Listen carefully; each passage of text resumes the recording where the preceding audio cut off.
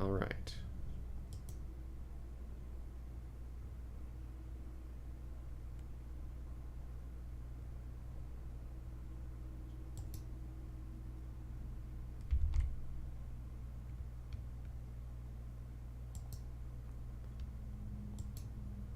Hello, everybody! Welcome to It Came From the Backlog, where we plunge through my cavernous cavalcade of games and cartridges and various other gaming oddities, and finally find out if they're worth playing, with a special appearance of LEGO Star Wars The Skywalker Saga, because Lego is eternal, and I have way too many Lego games in my backlog to begin with, but this one is shiny and new, and already add to the backlog pile.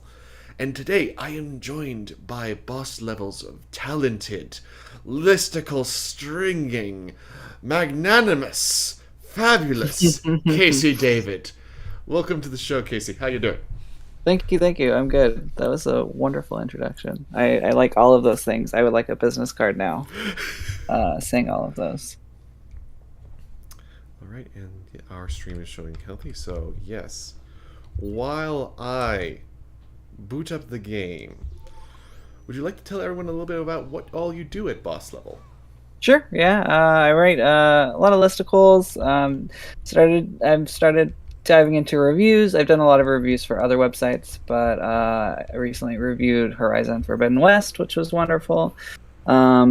Gonna get out a Chrono Cross Radical Dreamers edition remaster review out in the next week or so, which is exciting. I'm a huge Chrono Cross fan. It's definitely in my top 3 favorite JRPGs of all time.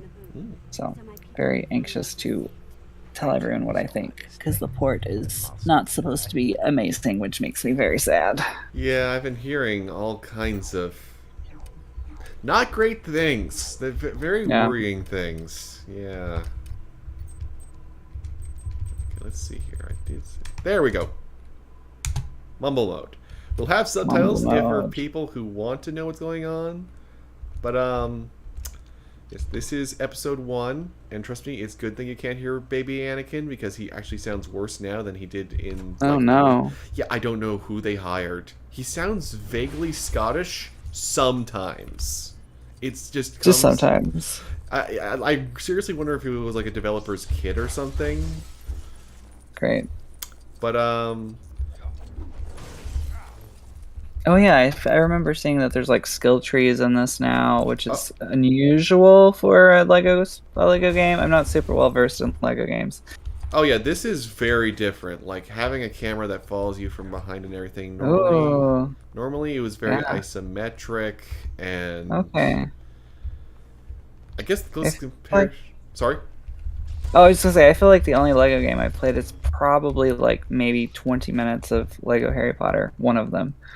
Oh well. Like on the Wii, back in the day.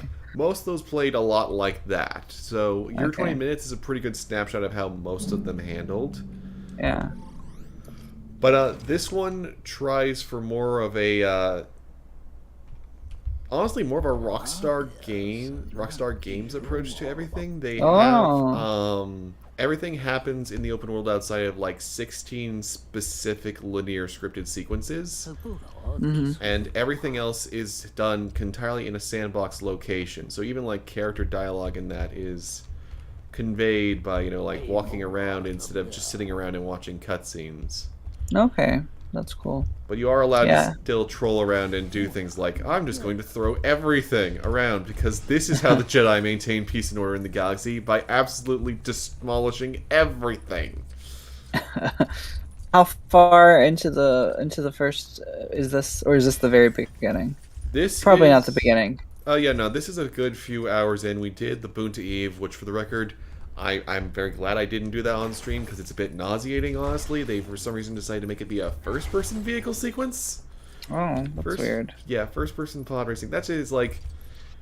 This one has been very strange for me in that there are moments where I absolutely love it. Like, hey, there's a combo system now with different moves and stuff. And, like, you can aim with your mouse! which has surprisingly taken way longer than you'd think for the LEGO developers to figure out. But there are also some peculiarities that pop up here and there. We might see some of that along the way. Yeah, I'd seen someone tweeting that their game went to black, but they could hear everything, and even after a hard reset and booting it back up, everything was still black, and that sounded very alarming and unfortunate for that person. Yeah, that was I think it was Gail Simone who was saying about that. Oh, were you? Oh, yeah, yeah, I remember seeing that in the Slack Yeah, and today. there is also the ironic problem that the way to disengage your lightsaber is by pressing the force button, so that means typically you can be trying to shut off your lightsaber and you're just smashing everyone's furniture. It's like, sorry, sorry, sorry. Is there friendly fire in this? Or, like, can you hurt little Anakin or... You can hurt everyone Padma? except, from what I understand, Anakin. If you actually get him into an air combo, you can apparently, you know, like, glitch him into basically being a continuous way to get across large gaps. Like, speedrunners have already figured it out that child flight is a thing that you can do. That's what they're calling That's it. amazing. It is Sounds very funny. That's a great name.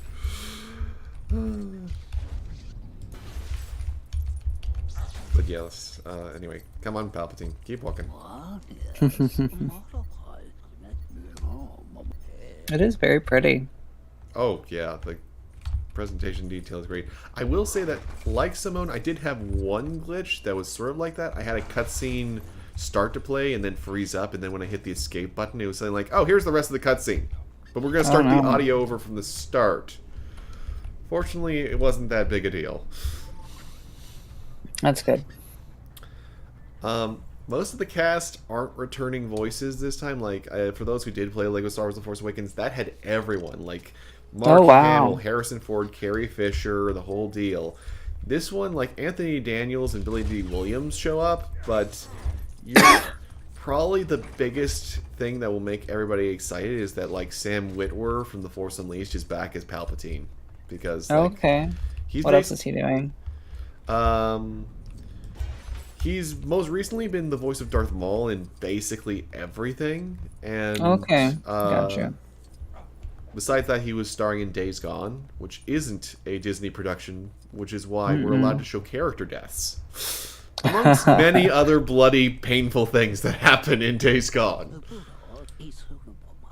One thing I will give this game credit, though, seriously, is there's almost no loading transitions. Like, when it has to do a loading screen, it's really must be hurrying along, because for, like, the first hour, I went from, you know, from space to inside a ship to everything, and it was just like, yep, no loading screens. Like, I love that. Years after Arkham Knight tried and failed to do that, here a LEGO game is just doing it like it's nothing. We've come so far. Are you able to just swap freely between all your party members? I guess I don't know if it's party members or that's appropriate. Oh, no, that's pretty accurate. Yes, whoever is assigned to you in the story and in free play mode, you can. Well, even when not in free play, when you're just, there are also some odd user interface things. Oh yeah, right now I can't do character selection, but in like non-story moments, I could access basically anyone. Oh, okay, that's cool. There's even a few cheat codes that are out in the wild right now that let you unlock bonus characters, like Vader in a Santa suit. Oh my gosh. In a Santa suit? That sounds hilarious. Oh my gosh, the mumbling is adorable.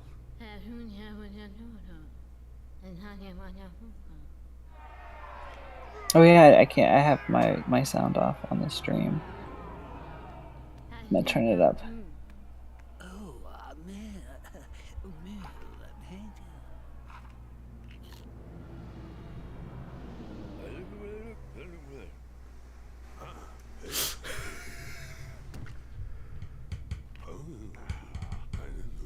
Fate, I'm trying to remember. I watched the first 3 a few years back.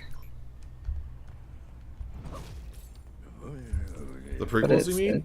Yeah, that's what I meant. Sorry, yeah, the prequels. But it's been a minute. That's very fair. Not many people look at the prequels and they're like, "This is something that I need to watch on the reg." Right. I remember watching Attack of the Clones, or right? Yeah, that's what it's called, Attack. I remember watching that in theaters as a kid. I remember liking it then, but now not so much. Yeah, I think I'll always have a soft spot for the Phantom Menace because for me as a kid, it was like, oh my gosh, it's a Dungeons and Dragons Yeah. game, but Oh, sure. it's also Star Wars because that is really what it is. It like they even inspired a comic that's been going for years now called Darts and Droids. That literally is just Oh. like, huh, this really is just kinda sorta Dungeons and Dragons running around here because you've got the big party running around and all that. But ooh, how do you? There's gotta be a way to activate all of these. Ah, there's. Okay. Are you a big fan of Mandalorian or Boba Fett on Disney Plus? That's a dangerous question. Uh-oh. Or not uncharted territory, but like dangerous territory. Let's put it this way. Back when I was working at The Escapist, I wrote a lore column known as the Stuff of Legends, and the first one I did was on the lore of the Mandalorians before Disney bought everything. Okay. And there's a lot of drama that happened between that point and everything. Oddly, a lot of it's centering on a kids show that will cause enough drama and issues with the storytelling that a writer quit writing Star Wars. Oh, wow. Yeah, like at this point for me, it's like the behind the scenes drama is better than any drama that Star Wars offers me these days. Just like, oh my word, some of the things that have happened behind even like the kids' properties is nuts. Yeah, I don't keep up with a lot of the stuff. Like, I don't know. I used to think I was a really big Star Wars fan, and then I realized I like it, and would even maybe say I love it. I love it in some ways, but I'm not as big of a Star Wars fan as I thought I was. Oh, thank you for catching that, mid-kid. Let me fix that real quick. The presenting, unfortunately, has...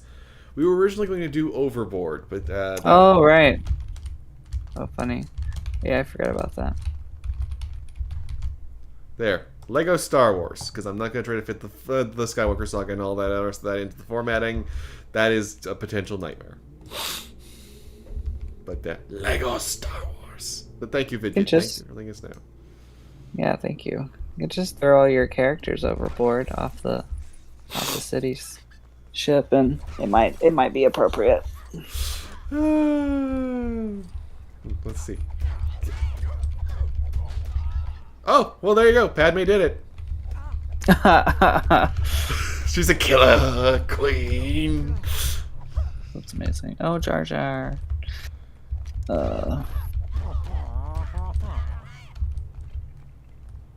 Yeah, who remarkably is voiced by Phil Lamar in this. Like, they got Phil Lamar, and they have him doing, like, side Who is that? He's most famously known for, Justice League animated and stuff Oh, like that. okay.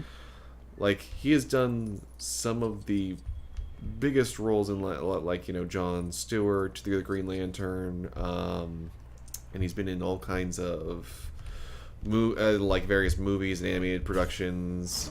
But they chose to have him be Jar Jar and Kit Fisto in this. Hello, Amar! Welcome aboard! We're going back to Naboo. Hello, hello. There's a Kyber comment. We want that. Kyber bricks are how you upgrade everything. So Okay. that's how you go. And far as any concerns about being a Star Wars fan, I wouldn't really hold yourself to any specific criteria at this point because there are so many subdivisions and everything. Oh, yeah. Like, there are people who like Star Wars, but if you ask them, okay, what's your favorite thing about Star Wars? They'd be like, oh, Knights of the Old Republic. And you're like, the movies? No, it's like, no. That's fair. So, like what you like. Ooh, what's that? It's great. I'm very, very excited for the remake. Though I feel like it's many years down the line. Yeah, I'm really curious how that one's going to pan out because... Yeah. it could be really good. Like, having replayed KOTOR 2 recently, it's like, yeah, I could see this combat being a bit less broken. Yeah, I've bought it on on my iPhone. I've bought it on my Mac. I have it on like two other places. I keep trying to pick it back up, but I'm like, oh, this is just so dated. It's hard to stick with it. Oh, that leaves me curious. Did you ever play? No, do you know at all about the Brotherhood of Solomon mod? I think I've heard of, but I have not played. It's like this fan-made expansion. It adds close to like 12 hours of additional fully voiced content that Oh is wow. surprisingly not cringeworthy. Like, some of the voice acting is not amazing because it's volunteer, Yes. but for something Still. made in someone's free time, yeah, it's kind of incredible. Mm-hmm. Yeah, I'll have to look it up. I imagine probably just not available on like the PC version. Oh no, it's on PC. They even managed to make it work for the Android version, Oh, that's cool. which is that's the thing that's That been is blowing cool. me away today. Is like Star Wars fans have, it's like they ran out of things to mod on PC, so now like Battlefront 2 for PSP, Knights of the Republic for Android, they're like, we're gonna fit mods into this. But that said, you know, your appreciation of fantasy far extends beyond just, a certain specific galaxy far, far away. You really have a deep appreciation for things like Final Fantasy and that. So I'm curious, what about Yes. fantasy in particular pulls you in?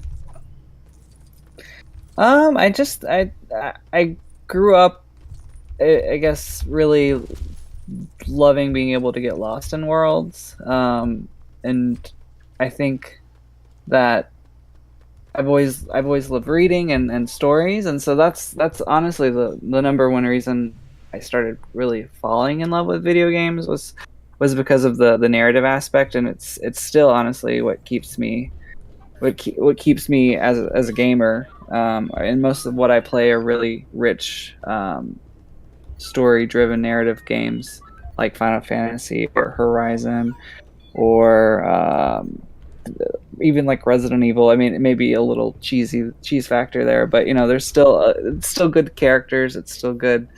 It's there's a sense uh, of camaraderie between all the people, and that's just what I really love. Like, I don't play a lot of games that are. The only game I really play that isn't story driven, and I've kind of fallen off that in the last year or so, is Overwatch. But that's just sometimes just my go-to. I need a break from something so narrative. Hmm. Yeah, I feel that, and I definitely get you about wanting to. It's more enjoyable to be able to dive into an experience when everyone's actually working together and Yeah. you feel like it's this big, sprawling epic of different interweaving pieces. Mm-hmm.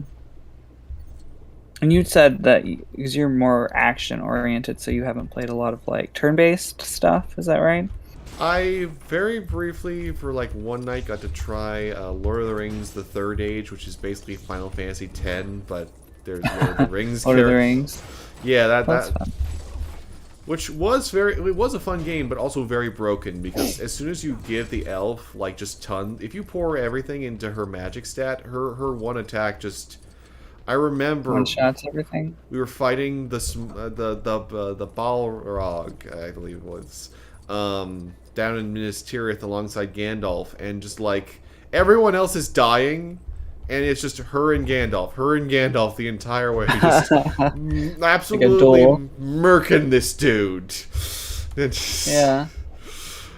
So that was my big one. I did appreciate Knights of the Republic as a kid, but yeah, overall, I grew up on PCs, so Rogue Mm-hmm. Squadron, Mech Warrior, Richard Scarry's Living Books, old school adventure Oh, games. Those were kind of what I grew up sure. on. So like, yeah, I didn't know that turn-based was a thing. I didn't even know what Final Fantasy was until I saw a poster for it on the PS2. Oh wow. That's yeah. It's just that was just such my childhood. It's just interesting how people can have different perspectives. Oh yeah, well, My family did not have a lot of money, so like my first PC was my dad worked at a weather company, so Okay. he for real had to just like he had to when they were getting rid of some old PCs from a server rack. He's like, "Can I have one?" And they're like, "Sure." So my first PC was a Windows 95 big black server rack. We still have it somewhere. There's like Wow. the key is in for it and everything. There's not a power button. There is a power switch. That That's is intense. how old it was. And we did actually end up retrofitting it at one point because I had a graphics card that was too big for my current case. So for a little time, we had to have like a modern Windows 7 machine crammed into that. That's incredible. A relic of the past. Yes, it was very much the first of several Frankenstein's monsters before we finally went, you know what, maybe for Windows 10 we'll just go with the pre-built. Oh, sure. I remember us having a compact desktop, and my sister having a gateway, the one with the cow print on the advertising. I think that was Gateway, but they are no longer around.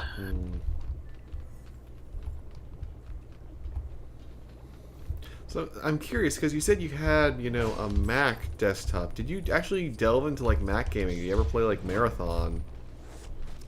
I didn't really know. I would just try to use Boot Camp and play things on there for Windows, and then it most of the time didn't work very well. So yeah, I don't know what is Marathon. I'm not sure. I'm familiar. It's the first. It's basically Halo before Halo.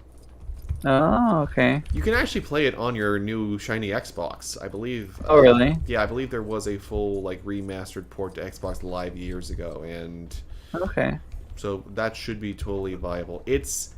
I'm not gonna call it the shiniest game today. Like, there's a lot of text log reading and everything is 2D, but it is amazing what Bungie was able to pull off on there. Like, no one expected Mac to be able to have something that could compete with Doom, and they're like, oh, we're gonna have Doom, but we're also gonna have story in it too, and we're just gonna flex all over you, and only release this on Mac.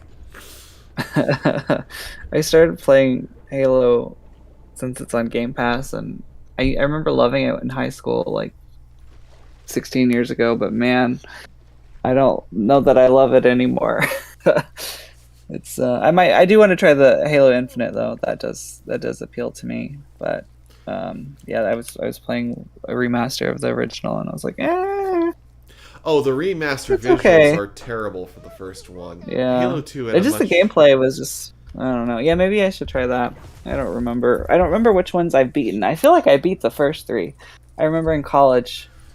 I feel like I remember playing and beating 3, and I think I'd beaten 1 and 2 before that as well. But honestly, my favorite is ODST, so I feel you on wanting some things a little bit shinier and fancier than 1.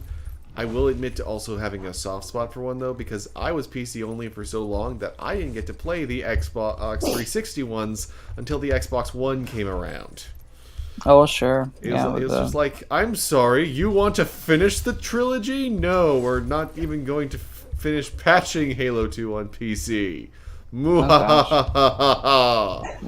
So, yeah, that was an experience. But, now, having actually played them all, it's like, yeah, ODST all the way. I always endorse that one to everyone, because, like, I mean, there's no other Halo game with a jazz-based soundtrack. Oh my gosh. Yeah, I really don't remember if I played it or not. I would ask what the premise is, but I don't think that would be helpful for my memory. It's set between 2 and 3. You play as a nameless soldier, but also their various squad mates in the aftermath of that big explosion when Chief chases after the Prophet of Regret. Okay. And if that just sounded like a string of nonsense, then I apologize. Yeah, a little bit, but that's okay. That's why I kind of want to replay all the original ones before I start Infinite, just because I don't remember the story. I could always Wikipedia it, but I get hung up on just wanting to do it myself, despite not having the time most of the time to do things like that. Well, I will say this. 2 Anniversary holds up fairly well. Ah, hello, Jason. Thank you for saying hi. Sorry for missing that earlier. Jason, hello. Oh, I think he just said it. Okay, good. Thanks for stopping by. But yeah, Halo 2 Anniversary holds up very well. Halo 3 still has all the issues of being the cut third act of Halo 2 being stretched out to an entire game. 4 is actually fairly fun. I'm so sorry in advance for just how long it's going to take to simply install Halo 5, let alone how short the campaign will actually be. It's like over 100 gigabytes. Jeez. And that's mostly multiplayer content. I may have it downloaded already. When I got my Xbox, I selected a quadrillion games to download while I was at work, and I didn't really think about how many gigs it might be, and then it ended up being a terabyte, and I went over my monthly internet allowance, which is like so much because it's unlimited, quote unquote. But thankfully it was on like the 30th or the 31st, and so it didn't really matter too much. Missed it by that much. But yeah, and so then I got home and I was like, oh, my Xbox is now full. So I was like, maybe I should have just picked a few instead of like 800 games. Well, to be fair, there are some Xbox games that you can get that are really small. Like, that's why I use a lot of the classics on it, because they fit so tiny and neat. And it's like, wow, I can play all of these classics and they're at 4K resolution, and I didn't have to pay $40 for a remaster. Yeah. But yeah, I started playing Lost Odyssey, which I missed out on. So I had a 360 like 2007, 2008, but somehow I missed it. It came out in I think 2008 in the US, but it's really good. I'm really loving it. It's like it's not your jam, I don't think. It's like old school turn-based JRPG, but I'm curious about Lost Odyssey, although probably not for the reason most would hope. I remember Unskippable's episode on it, and if you don't know, Unskippable is used to be a web series where they would do like Mystery Science Theater based on the intro cutscenes to all kinds of games, and that's cool. I didn't know that. There's they have so much fun with Lost Odyssey's opening. They're like, oh, I get it. It's binary. It's cool. They're ones and zeros. Their helmets are ones and zeros. This is what it looks like inside your computer. I didn't make that connection, but now that you say that, that's very accurate and correct. It seems like a really neat world, and it's very high fantasy, so I am very curious. Yeah. But and it's very cinematic, the turn-based. It isn't just they're standing and then they run and hit each other. The camera like kind of goes behind them and follows them while they flash, and then it's cool. It's fun. So does the camera go full Lost Remnant or whatever though? I remember trying the demo for that years ago. I never played it. I know what the game is, but I'm not sure what that one is like. But and then like in cutscenes, it'll kind of do the sort of like comic book or manga thing where it's like it'll chop the screen up and like it's like I can't think of the words, but like a scene is happening in the top left, and then there's dialogue in the bottom right where someone's talking, and then it's cool. It kind of keeps your eyes moving and is engaging.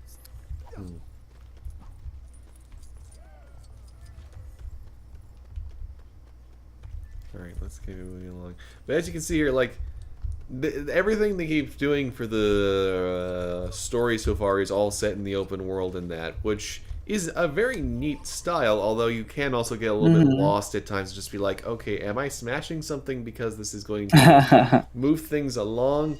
Some of that more direction and focus is lost, unfortunately.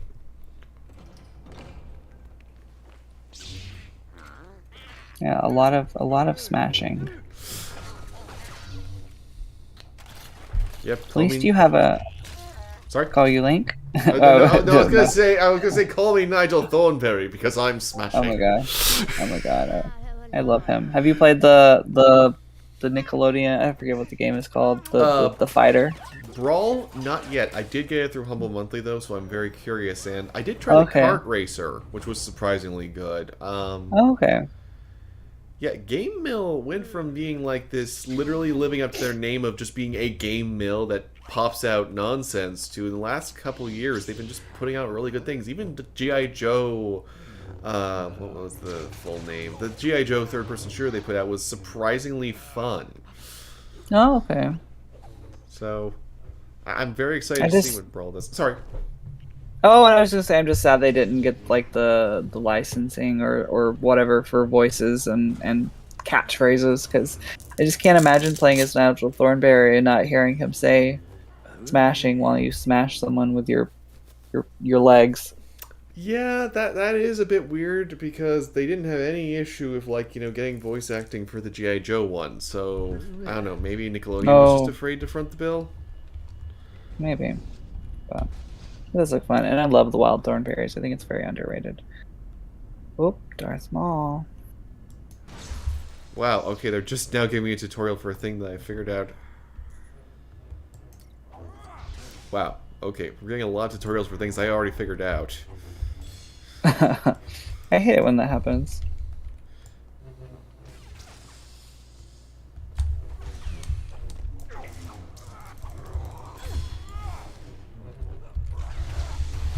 So where you are in the game is where you are, or have you gone back for the purpose of the stream? Oh, this is where I am at currently. Okay, gotcha. Have you read anything about playtime? And also, if this is distracting while you're fighting him, let me know. Playtime. Like to beat, like I guess all nine. Yeah, I actually, before I even got started, unlike some of us who had to get a commercial copy, others were given very early access by Warner Brothers, and yeah, they the entire runtime of just the story campaign is like 9 hours. Like each episode takes around an hour or so. So we'll probably get into Attack of the Clones before we're done here. But That's cool. The overall 100% completion is the big question mark, because there's like over 20 planets and they're all open world. Oh wow. In addition to all the linear sequences, it's like there's a lot of other things that will probably keep players going for a while.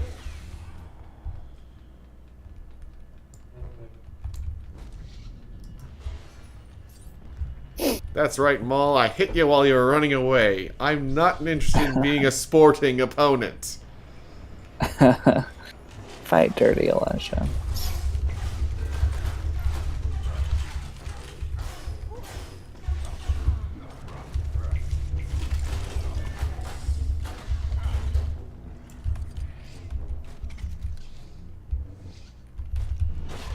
There we go. Smash the things. Because in previous... Oh my gosh, look! There's an orchestra! That's adorable. Goodbye. Goodbye. Goodbye. Goodbye. Goodbye. Show's over! But they had a bunch of challenges, and now... It used to be when you'd play a Lego game, you'd have to fill like one bar up top, and you'd be like...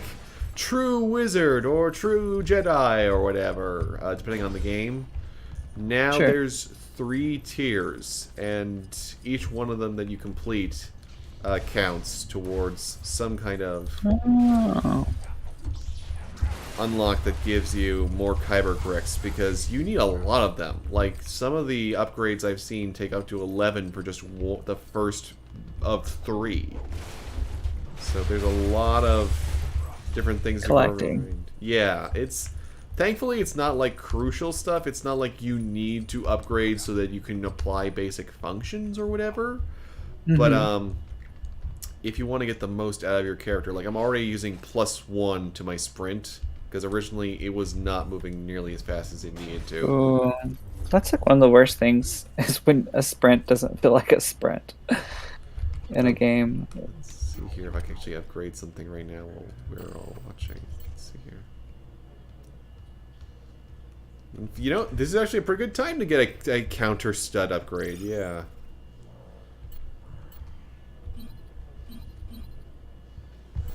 Okay, I have to buy the fast build. Okay. Alright, and I can upgrade my health. But yeah, this is the core stat boost. This is where you just put stuff in for all your main things. There's Jedi, generic hero, scavenger, scoundrel, bounty hunter, villain, dark side astromech, and protocol droid. Some are actually pretty neat in what you can get, like as a villain you can get it so you can have a little defense droid that helps you running around, whereas heroes just get shields. Okay. Hello, sir. Alright, yes, I will go up.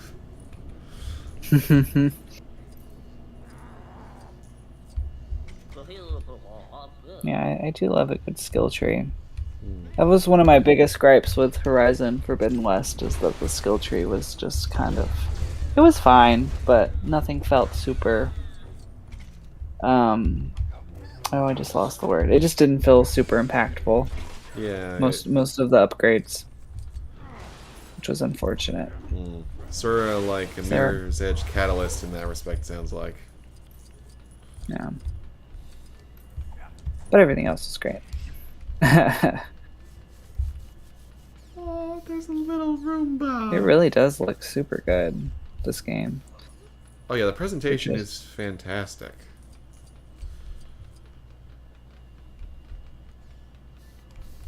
Which do you have a favorite Star Wars movie, or one that you have a certain? Oh, go ahead.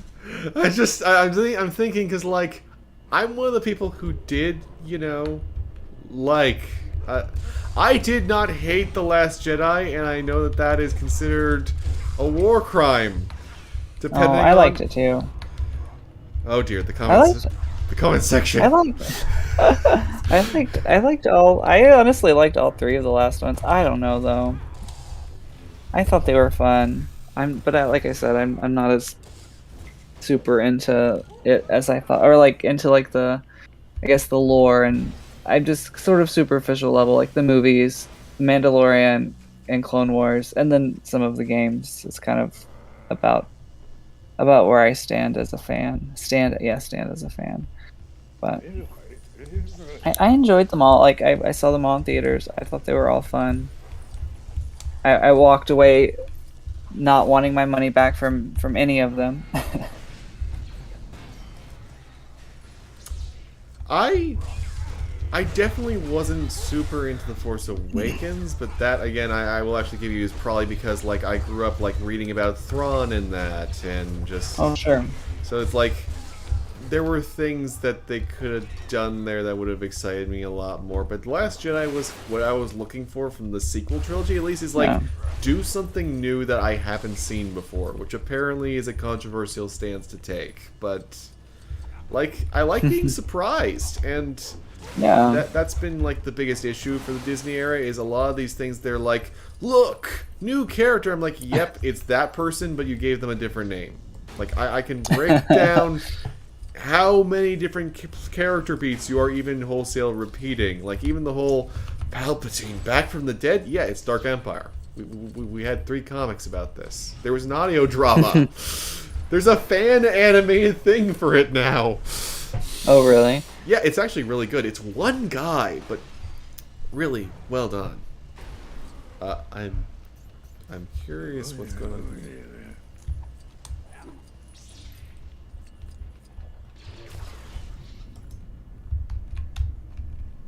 Ooh, there we go.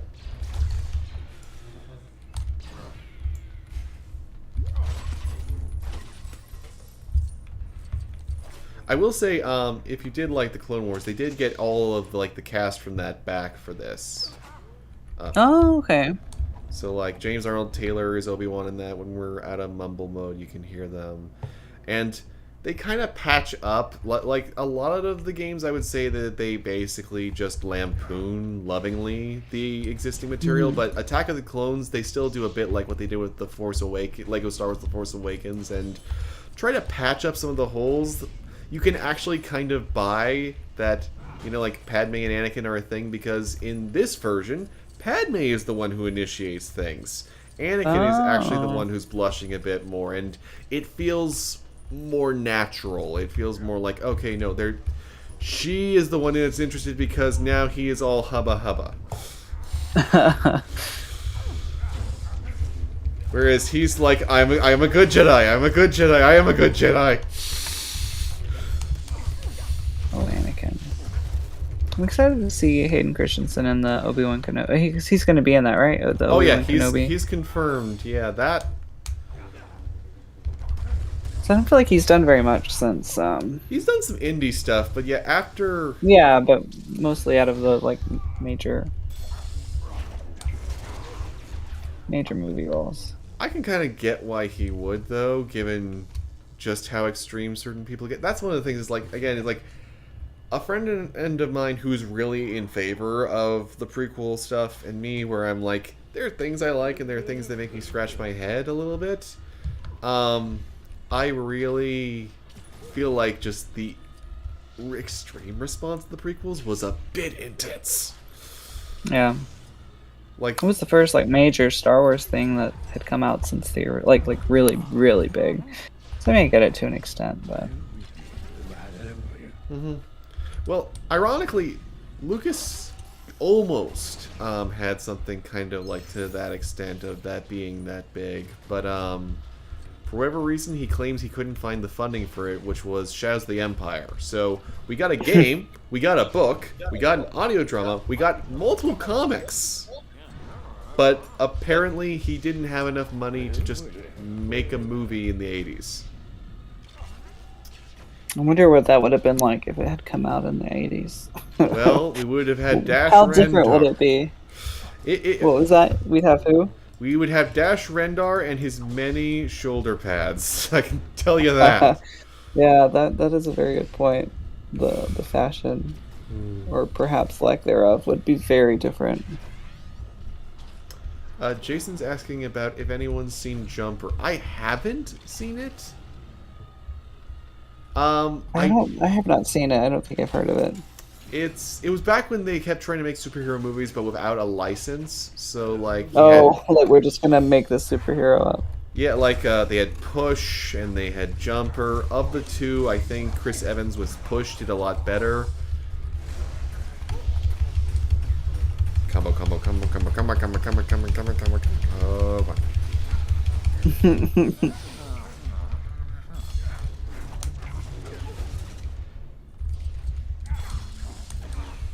but actually, as we're going through this, I am reminded there is one other Lego thing I would actually recommend if you are enjoying a lot of stuff on Disney Plus, because I think it is on there. I highly recommend checking out Lego Star Wars Legend of the Freemakers. Oh, I don't think I've heard of that. It is incredibly well done. A bunch of the voice actors here that aren't from the films were from that, and just it is so joyful. It is so well done, and it basically is like, oh, the camera is shaking when I'm button mashing. It's the dramatic tension. It's the I thought you were doing it on purpose.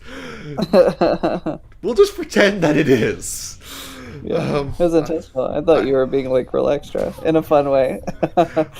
We'll say it was intentional. Yeah. Also, hi James. He says he can't remember a single memorable moment from Jumper. Except that Samuel L. Jackson was in that. He is very memorable. Alright, I think we are going to get to the droid control ship. Oh my god, he's just ahead. Yup.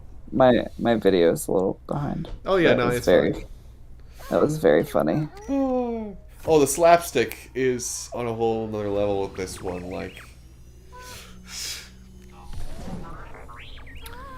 I got to see some of the cutscenes online, like I said, and it's unacceptable. Well, you know what, James, I can fix that. Hold on, just 1 second. All right, here. This is gonna become like a part of the, Elvira has her big cleavage thing going on, and the big hair. And her hair. And I have a That's shark. amazing. And I have a shark. That's very funny. Is it handmade, like by someone you know, Yes, or did you buy it? It was something we bought, but it was handmade. We got it at a craft show. It was That's very funny. a good few years ago. And welcome to the stream, James. Hello, hello. Are you taking a baby break? I hope. All is right with the world now.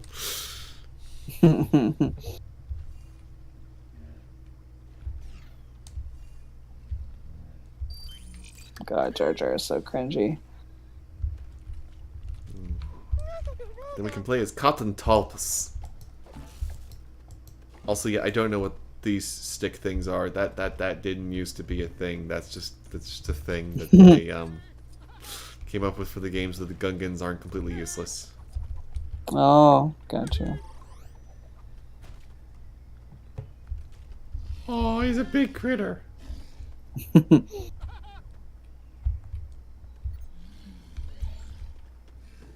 Oh dear, find the missing Boomas. Wait, are we being given fetch quests? Oh. Go pick 18 of these things. Yeah, a 20 actually. Oh, I thought I was being too much with 18, but they want you to do 20? Jeez. Ah, well, welcome back from the Windy City. We'll be sure not to blow you away.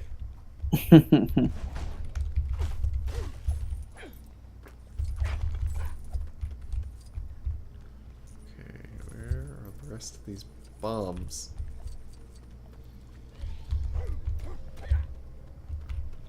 Well, there's a bunch of them right there, but I can't seem to free them.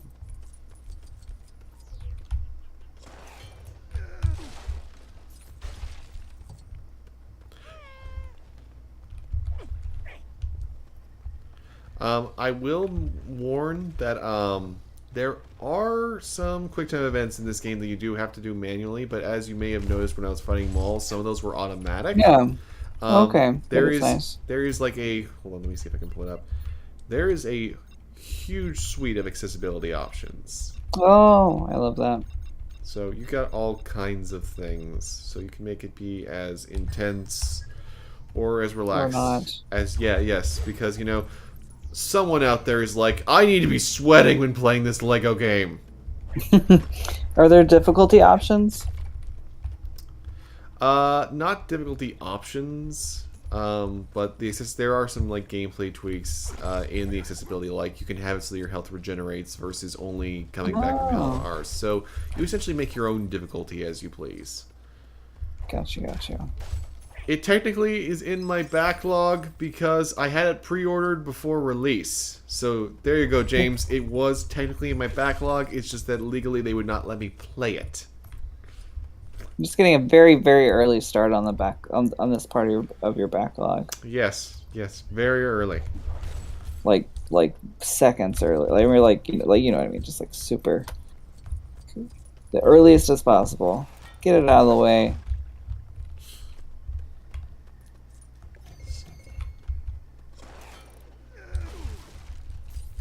There we go. We've almost found all of the blue balls we need. Oh, I see. I just realized where your counter is. I was looking for like a line of text, but it's literally just an image of what you're looking for. I'm glad you allow that, Jason. You know, the Gungan says thank you, but he actually looks more distressed now. Oh, okay, good. We're done. We're fast approaching an escape from the Gungans. No more blue balls. Oh no. The blue balls have only just begun. Uh-oh. Now we have to do the Battle of the Grassy Plains.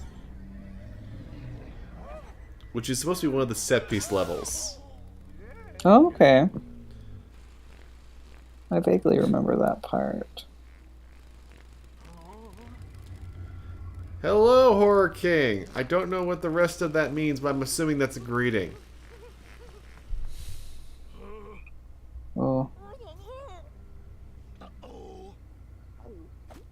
I love the little frog. I don't know why they felt a need to include a frog in this one, but I just love him. It's very cute. Oh, Oops. now we have to... Now we're Super Monkey Ball. Oh, okay. Oh my god. Little... This is very funny. There, I punched a plant and it gave me money. Who said bullying doesn't get you anything? I should go try that out outside. Go find a tree to hit. Yeah, I mean, they said money doesn't grow on trees, but they didn't say anything about beating the crap out of the tree. Wait, we can build something? Oh. Okay, but what does that do? Oh, it's cover. I can build cover. Okay. That makes sense. The Horror King says that they said that that means "how are you" in Irish. Yes, King is very Irish. I have never... I don't know that I've ever seen Irish written. Somehow I am part Irish, but would not have guessed that was Irish.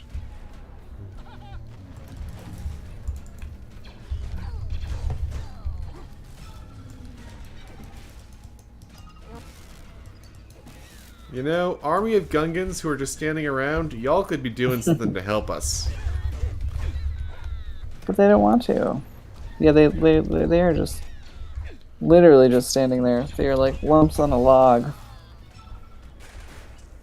They're like, this isn't my assignment.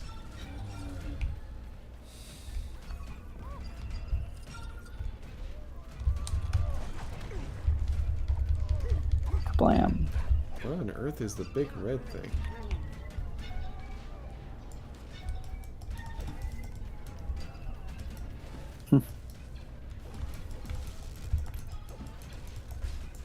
Okay.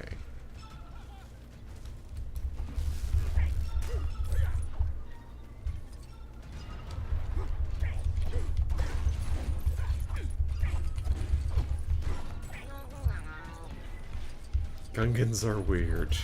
You know what, Baldroid? I agree with you on that. Well, Prior to... Oh, go ahead. No, you go ahead. I was gonna say, prior to the prequels, I don't remember what Jar Jar Binks's, like what he is called, like the creature he is. But were they in the lore already, or were they made specifically for the prequels? Oh, they were made specifically. Oh, here's the extra irony. The Gungans, as you see them, yeah, these are actually the designs that were meant for the battle droids. That's why the battle droids look so much like them with the snout and everything. Oh, yeah. Yeah, originally the Nemoidians were supposed to look like this, but they're like, no. We can be racist about two different cultures at once. Oh boy. And, it's very unfortunate. Yeah, it is. But, the upside is, you know, everybody else just kind of tries to ignore both instances whenever they're not doing something set in this era. And that helps a bit. Well, except for Dave Filoni, he has a odd fixation with still having Jar Jar in things. Like with the Clone Wars. Yes, yeah.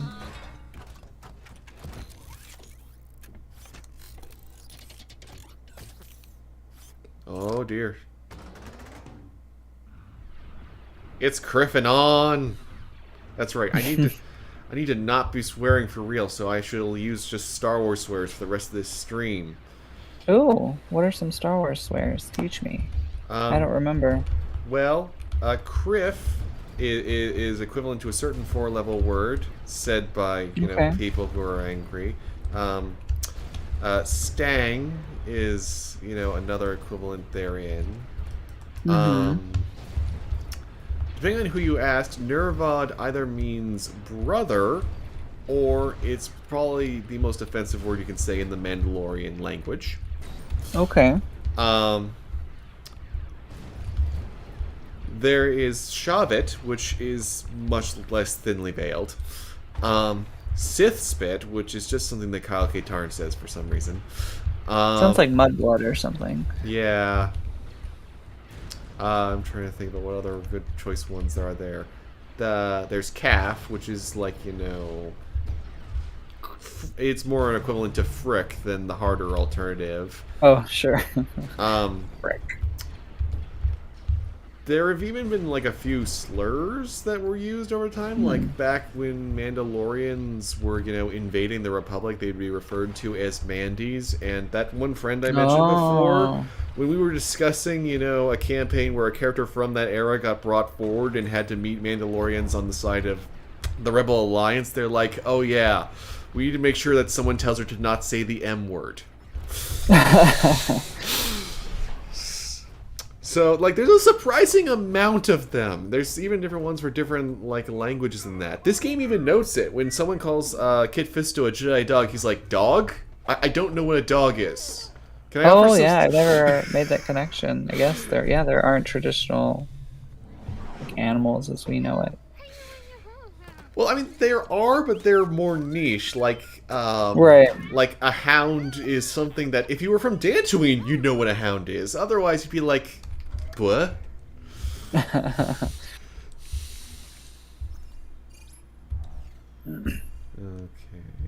don't know. Don't lose your head. Okay. Ooh, I don't know what that is, but I want it.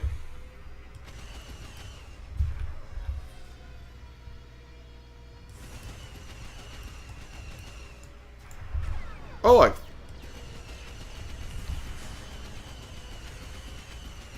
No, I can't get to it in time. Okay. Very well. No. This was actually one of the more infamously cut levels from LEGO Star Wars, the very first one. Because I remember there's actually a PS2 build that Hidden Palace has now that still features it, fully playable. Oh, wow. And why did they get rid of it? They were having trouble getting it finished. There's a couple vehicle levels that actually got cut from the first one. Have I not joined the battle? Maybe I have to fly into this first. Let's see here. Don't crash.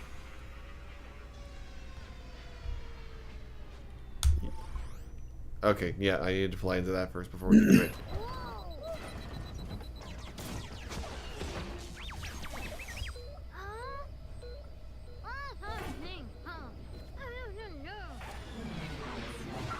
Yeah, the space stuff is cool. It looks really nice. Yeah, when they finally went fully 3D, it was a vast improvement. There was... In LEGO Star Wars 2, they did this kind of isometric thing. It was so hard to control. Only the DS version was actually fully 3D. Oh, that's the tiniest version. Yeah, that became a running gag for a while, because, like, when they made LEGO Star Wars The Clone Wars, same deal. If you wanted to actually have full, like, vehicles, you had to play it on a handheld. I'm not sure why, but they eventually were like, you know, maybe we could just let someone Rogue Squadron in LEGO. I think this is acceptable, guys. And here we are with some really nice vehicular combat, and they have gone out of their way to make the vehicles feel different, because when I was first playing they kept only giving me like really slow, sort of sluggish things, but now that I'm in an actual starfighter, it's like, yep, no, I'm feeling the Poe Dameron moment. Yep, this thing really moves. No, I like Poe.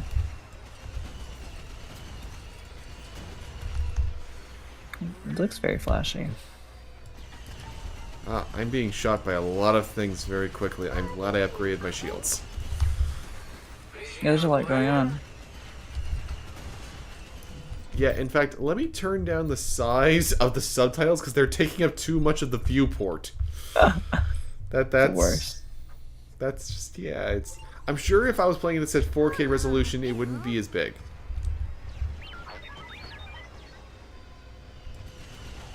How big is your monitor?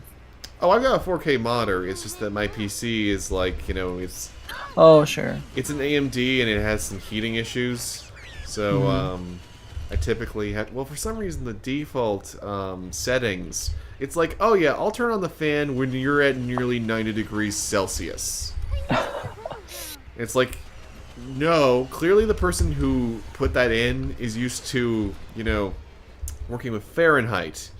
Because the second you are like, no, that's too hot. That would be melting. And you tweak the Celsius setting, suddenly it's like, hey, my fans are working. This is fun. I can play games without my computer crashing halfway through. But I can usually do around 2K pretty easily. It's just that I'm also running OBS at the same time, so I'm trying to be easy on it. But Guardians of the Galaxy ran fine. Okay, yeah, I kind of want to play that. I haven't seen any. I'm not really like I'm not a big superhero person, but I'm very interested in the game. Oh, yes, you trust me. I've heard really good things. Yeah, everything you're describing about what you want from why you like love fantasy, you will love this. It's a game where the biggest boss battle isn't about shooting things, but actually about helping a character deal with like a personal issue in an actual dialogue boss fight. That's cool. I really like that. Yeah, I almost started it instead of Lost Odyssey, but I went with Lost Odyssey instead. Okay. Ooh, we got all 3 Kyber bricks for the True Jedi thing, so there we go. Oh, very nice. Oh boy. Yeah. I remember doing this. There were some Star Wars games back in the day that would give you, like, you could fly into the other arm of the droid control ship and fly around in it. And I'm having flashbacks now, because it's like, oh man, yeah, these sections were a bit gnarly. At least here, they're making it a lot harder for you to die. In those, it's like, ha ha ha ha, you have died! Puny human.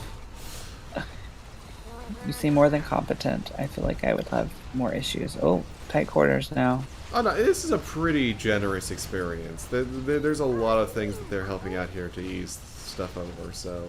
No. I could easily see anyone having a really good time with this.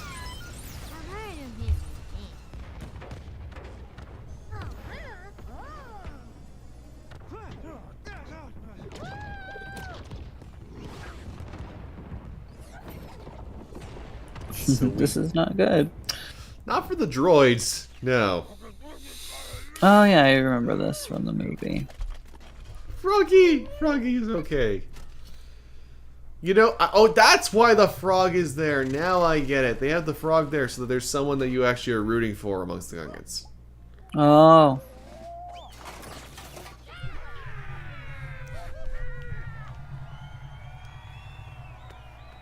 Yeah, as far as I understand, all of these cutscenes are running an engine, so it's just swapping between them like it's nothing. Oh. That's pretty cool.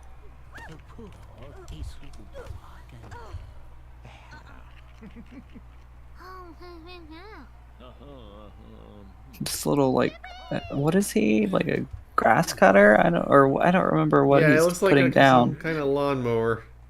Yeah. It's so strange that Yoda has normal eyes and no one else doesn't. No one else does. He's the only one who has normal, like, eyes with pupils and retinas and everything. It's like, what do you know, Yoda?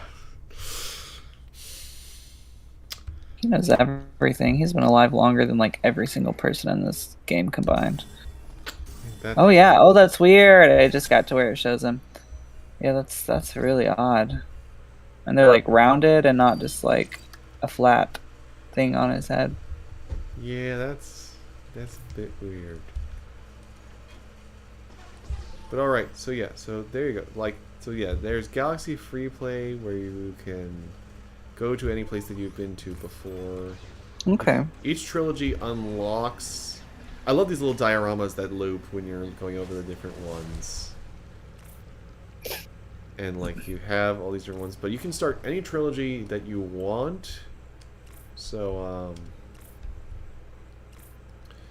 you can hop around to all the different ones. Yeah, the dioramas are really cool. It's like the amount of personality in the animation work, especially, is just it is truly superb. Yeah, earlier you had mentioned the opening screen. Or the opening page, and yeah, it was really fun with all the characters. Hold on, let me... Oh wait, I can't tweak that here. I want to show off one cutscene real quick with the actual spoken dialogue, so let's just Oh, sure. hop over real quick so that I can tweak it. Yeah, we'll just go to space. That should load quick. Yep. Okay. Alright, so... Oh, and yeah, here's the character selection. So, like, I have, like, Obi-Wan Classic unlocked. And there's a couple others that you can just pal around with and everything. You can unlock different costumes. You could even have R2-D2 as a waiter. And there are a bunch of, like, side characters that are also available for unlocking. But you can't make your own, which is too bad. Yeah, that was a really weird decision on their part. I hope they later add that in some kind of update, because I see a lot of people wanting that and going for that. Yeah. It's very cute that you think I want to buy that many Gungans game.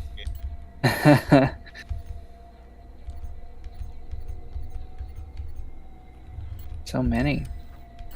Yeah, I think there's like close to 300 in total. Oh, I feel like I've read that. That seems correct. Okay. But anyway, extras. Okay. Alright. Oh, we can play pregnant Padme. That's funny. Oh, I have no doubt. They just have everybody chock full in here. Someone to show me my place in all this.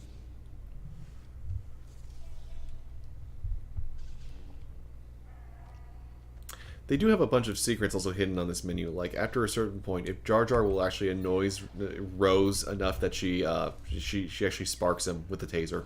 I love that. I mean, I think anyone would do that to poor Jar Jar. I say poor Jar Jar, I wouldn't. I don't know that. We will break the rules for a few minutes, give LEGO Star Wars a few extra minutes, and then we will be Oh yeah, swapping no over worries. to Undertale. Your favorite game of all time. We're soon to be your favorite game of all time. I'm gonna buy you some Undertale merch. Oh dear. I'm just kidding.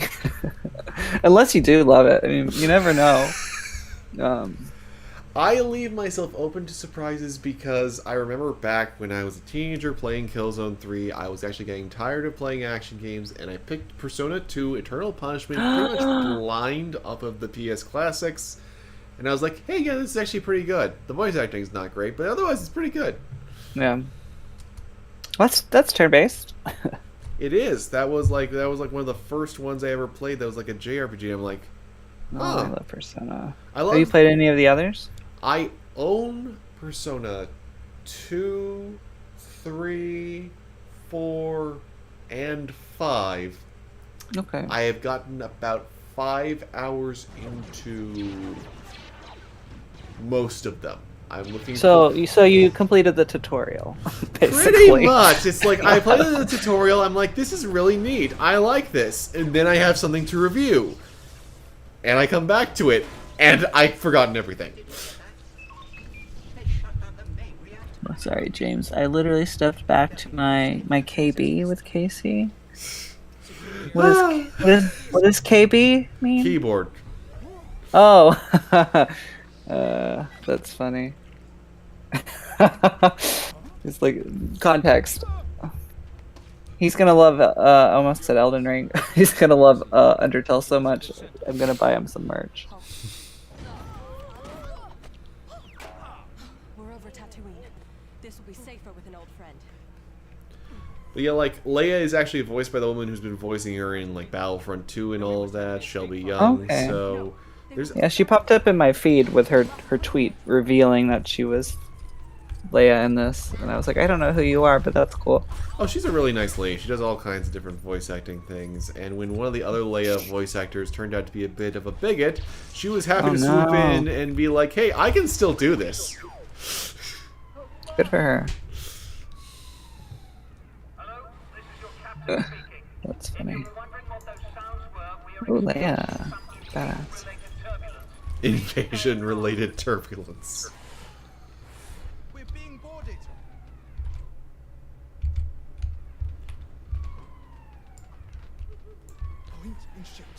I do love Princess Leia. I love the way they make her run with her skirt just flopping about like that, no legs. It's just like. They don't want any upskirt shots. She's just a block. They learned from Nier Automata. Oh, sure. Or Resident Evil 4 Mm. with Ashley. The amazing thing about the ranged combat in this in particular is, like, after what they did with The Force Awakens, they doubled down on it. This is probably the closest to, and I can't believe I'm going to make this comparison, Dead Space. Oh, wow. in terms of, Okay, like- I was not expecting that. Like, in terms of the different, because, like, if you hit someone on the head, it'll knock their helmet off, and they have to Oh, grab sure. it. You shoot them in the leg, and, you know, they'll have, you know, they'll be grabbing it and being like, ow, ow, pain. And it's like, the amount of different points of damage you can inflict is kind of incredible for a kid's game. Yeah, no, I love that. I appreciate that sort of thought going into something that seems like they might not do that just because it is like quote unquote a kid's game. That's really cool. Gotta have some depth for the adults. Yep. Because there's so much nostalgia with Star Wars. I feel like most people who play it are honestly gonna be the adults. Oh yeah, plus, you know, Splatoon exists, so there are actually kids who are like, yeah, no, they appreciate what a good third-person action thing can feel like. Your captain again. The Empire are now fully formed. Ouchies. You are no longer required to stay calm. Jason. That's funny. I take it you are a big Dead Space fan. Oh yeah. Oh my gosh. Good to know. I probably don't want to say how many hours I put in across. I've played Dead Space Mobile. Okay, I do remember. I didn't play it, but I remember it.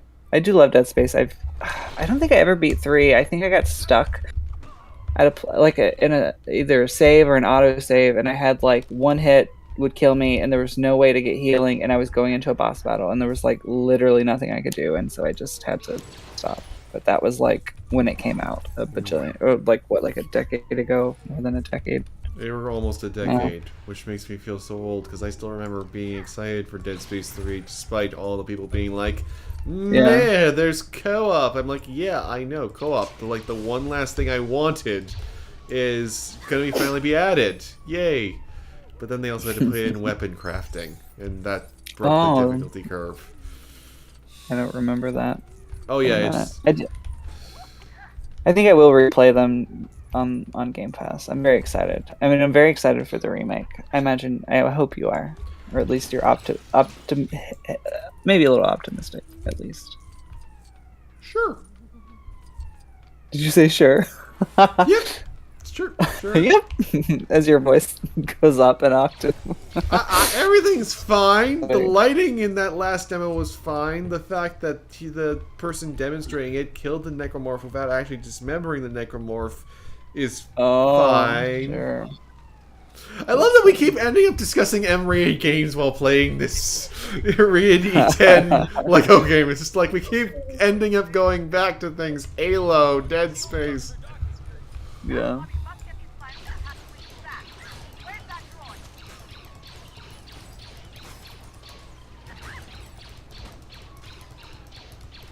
I do also love that there's like multiple blasters that have actually unique effects. Like there are sniper rifles and everything that you can rely on, or you can have a grenade. Oh.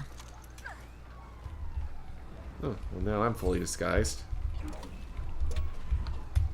They don't know.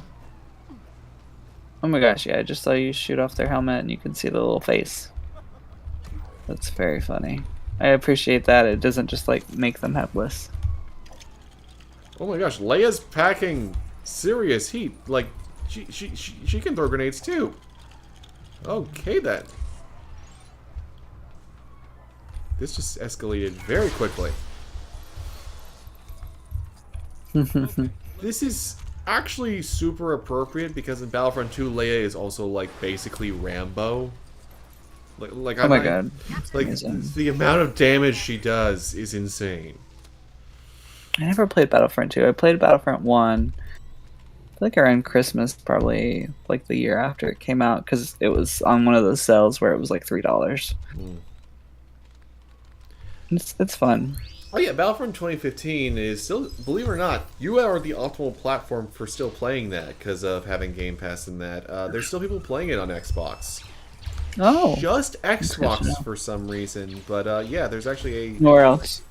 Yeah, no, on PC it's basically dead. PS4 it's pretty much just the free stuff, but you can still find people playing the DLC on Xbox, which is great because Death Star and Rogue One they're some of the best levels that I think DICE has designed for a Star Wars game.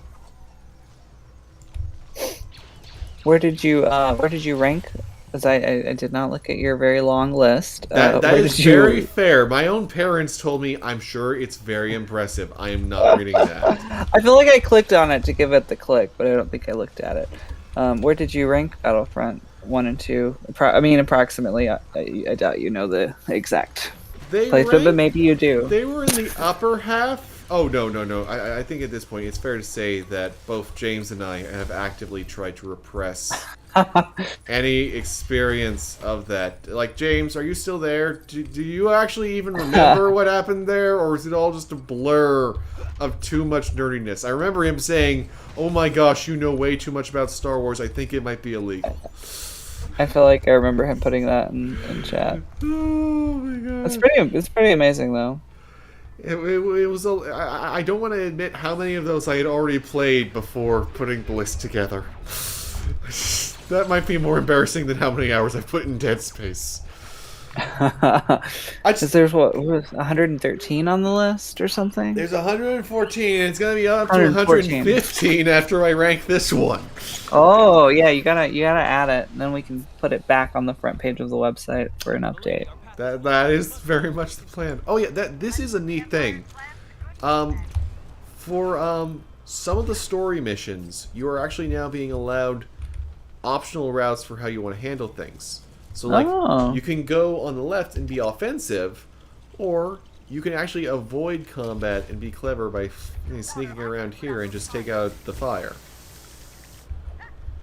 That's really cool. Yeah, they had some of these multi-builds in the Force Awakens one, but typically it was just, they were very cute, but it was just a matter of you could do the same thing two different ways. Like, when the First Order is attacking the camp at the very start of the Force Awakens, you could make a spider robot that would go through the ground and then come up and grab them, or you could create a timed explosive hidden beneath a popcorn popper, which they'd all go to, and they'd sit on fire and everything, and it's like, wait, do you guys smell something? Do you smell something? And then it's just like, whoosh. Oh yeah, the humor in these games seems really, really fun. I'm gonna turn on my light real quick. The sun is finally going away.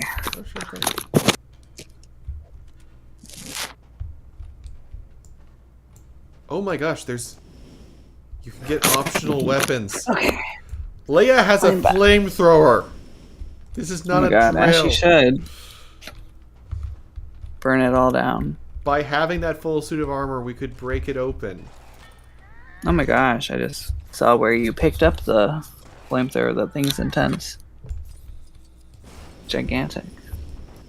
I don't remember. Is this canon? I don't remember this.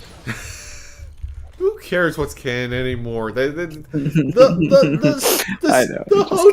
hotel. No, it's like you want to laugh. The hotel that they just released is canon. Oh right. Oh, I forgot about that. It's like $4,000 a night or something outrageous. Forget cover-based shooting. It's time to have some roasted stormtrooper. James, if you're still there, you should send Elijah off to review the Star Wars hotel. That'd be pretty great. 2 out of 10, not nearly enough puns. It's funny. It looks cool. I'll just look at pictures of it though.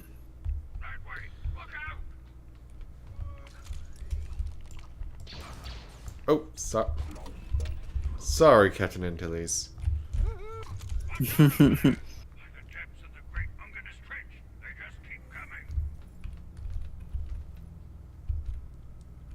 You know what?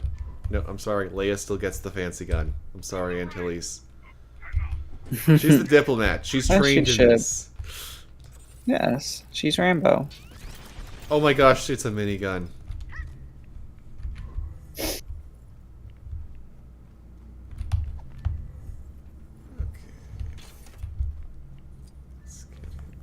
Oh wow. That's...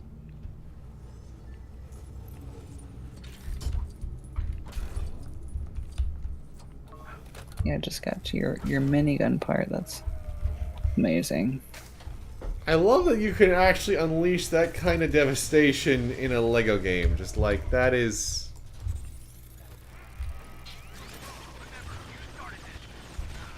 Never could have... Oh wait, they weren't actually going to fight us because we're both disguised. Oh, that makes sense.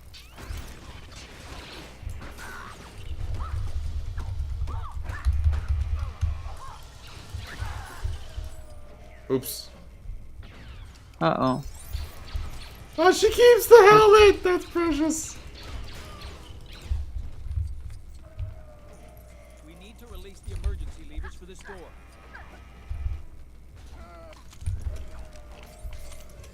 So it is actually possible. I remember them saying about stealth in the trailers, but stealth is actually possible in this. My goodness. That's a welcome improvement over Lego Star Wars 2, because I remember that one back in 2006. That one ranked very low on the list because there are some absolutely masochistic levels in that thing. I'm not even kidding. Oh really? Yes. For a Lego game? Yeah, yes. Oh my gosh. Death Star. The Death Star for A New Hope. You have to keep disguised. But they just a single hit makes you lose your disguise in that one. So you are sticking a helmet on everyone, hoping that one of them makes it through unscathed long enough that you can be like, okay, we're good. We made it through. We can actually get to the next section. That sounds too stressful. Yeah, it was a very intense children's game. So I just want to build and destroy Legos. That's all. Oh. All right. Oh, the Ewok! Not so fast. Look, it's my R2 unit. Time to get these plans to task. I love watching them explode. Mm. Where are you?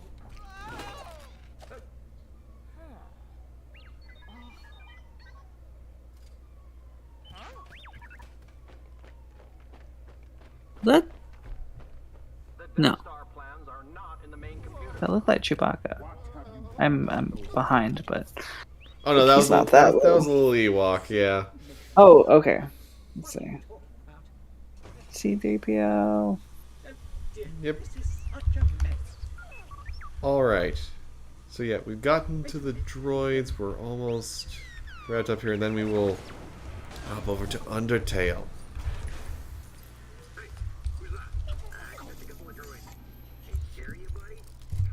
Pardon me.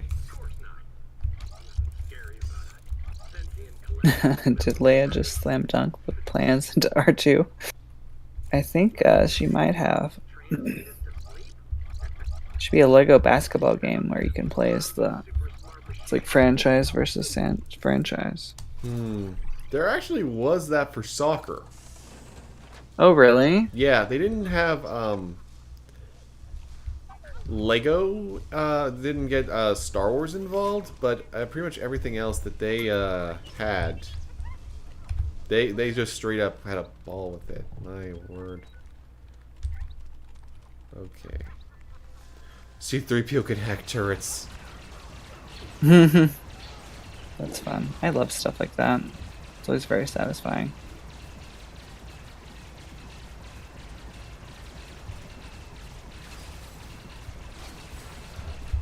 Oh my gosh. That becoming a part of C3PO. Oh yeah, that's apparently one of those things is that you can now rip him in half, and you can swap Like between send his parts. each half. It's like that one bit in gosh, no one's going to remember this one, but that one brawler Bandai Namco published a while back, Never Dead with Rebellion. It's like that. Never, man. I don't think I've heard of it. It is a weird one, and not necessarily a great one. It has a surprising amount of DLC, but no, get back to your shower. Clean up your filth, you stormtrooper.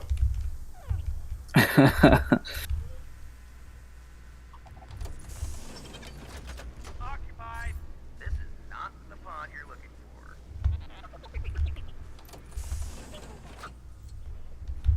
Oh my gosh, I just got to the shower part. I didn't understand what you were saying, but I felt like I was gonna see it shortly. Oh yeah,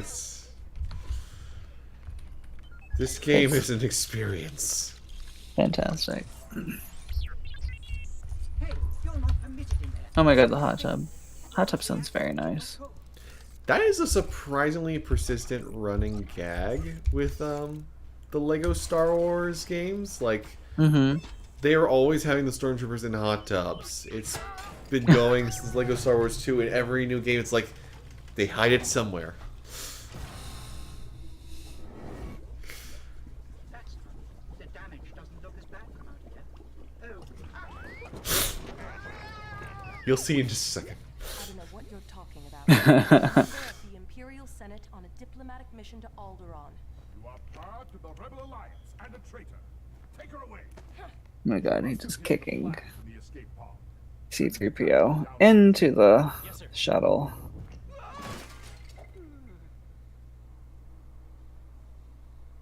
Oh my god, What a desolate. it's like they're in a washing machine. That's very funny. What makes you think there are settlements over there? What mission? What are you talking about? Alright, and on that note, that is Lego Star Wars Skywalker Saga, which I will be doing a full review of. I'm excited to read it. It's going to be quite the experience, and yeah, I'm very curious to see what all they have in store, because they went top to bottom to try to address all kinds of things. And I do know from watching some of the cutscenes online that there are some insanely deep nods. They reference the original name that Rey was supposed to have, and Oh, I forgot about that. one of the oldest running gag, self-aware acknowledgments from the original expanded universe, Operation Skyhook, which was basically everybody seemed to be finding the Death Star plans. So in this game, they account for that by when you see Count Dooku being given the Death Star plans, he's literally given like over 50 plans to explain for how everyone kept finding the same plans. But we will be right back in just a minute with Undertale.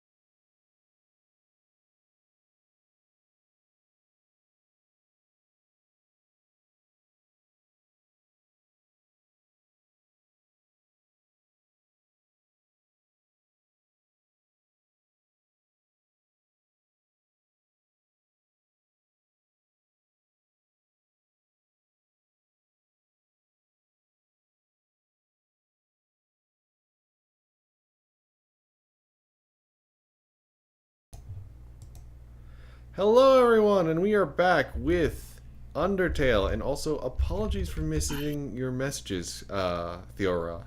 They just popped in. YouTube gave a hell of a lot of chat lag. Now I see why you were saying about Jason commenting on Dead Space. Let me talk about Dead Space. Oh. I was like, I don't see anything new. I don't. Oh, I didn't realize your chat was. Yeah, I don't know what was going on there. Just a quick warning to everyone. Undertale did not really give me a chance to adjust the settings at all, so audio balance could potentially be a little less controlled than usual. I will be trying to keep everything in line, but, you know, I don't even entirely know what the controls are. I know that if I hit control, it gives me that. So, there's that.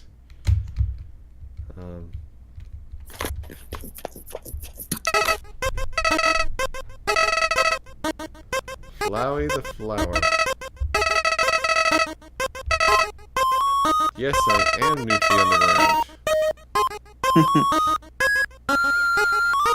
Oh wow, yeah, this volume is a little. Oh yeah, I didn't see any any setting options. Yeah, hold on. Let me look up real quick before we go further. Yeah, I was gonna say I can Google as well if you need me to.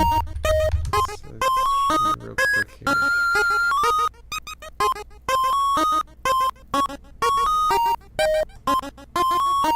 Okay, here, how to change the volume. Okay. Okay. Hold on, I just gotta open Audio Mixer real quick.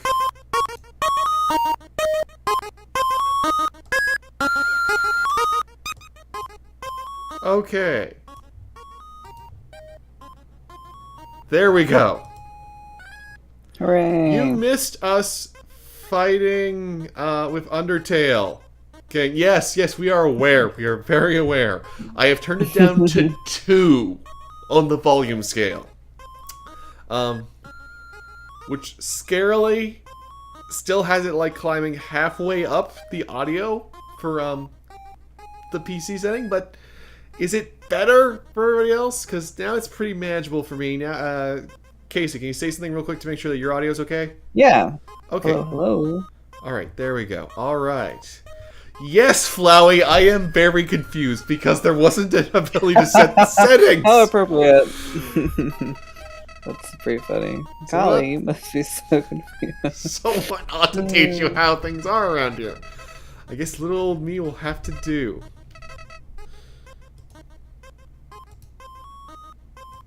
Ready? Here we go. What? See that heart? That is your soul, the very culmination of your being. Your soul starts off weak, but can grow strong if you gain a lot of level. Oh, love. You want some love, don't you? Don't worry, I'll share some with you.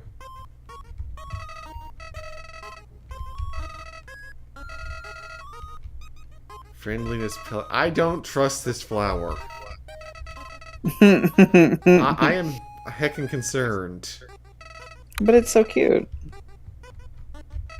And 2-bit, 4-bit, 8-bit, whatever bit this is, I can never keep track.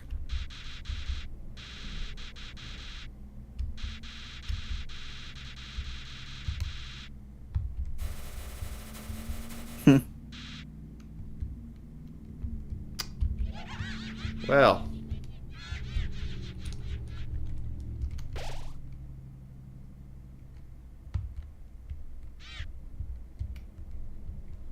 Hello there, cow person. Oh yeah. Do not be afraid, my child. Well, I mean, being not afraid is a very common thing. For, you know, mysterious people who save things who have lots of eyes and wings. Toriel, caretaker of the ruins. Pass through this place every day to see if anyone has fallen down. Well, if you're always here, you could patch a hole. Maybe put in some stairs. Maybe an she can't escalator. reach. Oh yes, and please do be sure to check out our Discord, where we're regularly posting things, and we have all of our staff on there at this point, I believe. And Yeah, it's a we good can- time.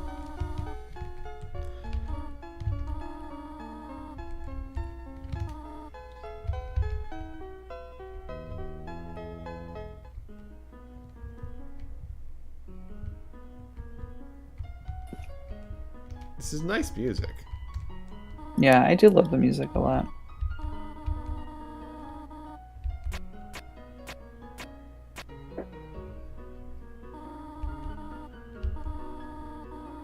Okay. Follow the stranger.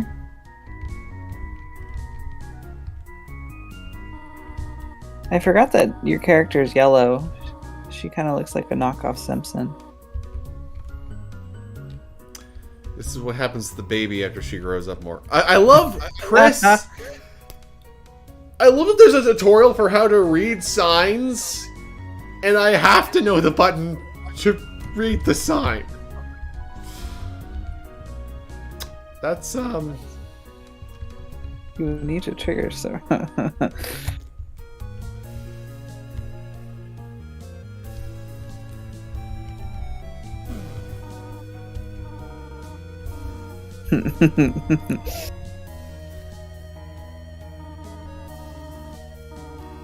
Yeah, I don't remember how. I can't remember exactly how slow or not slow the opening of this is. It's been a while since I've played.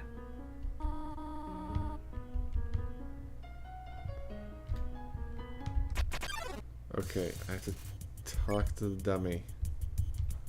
Can I?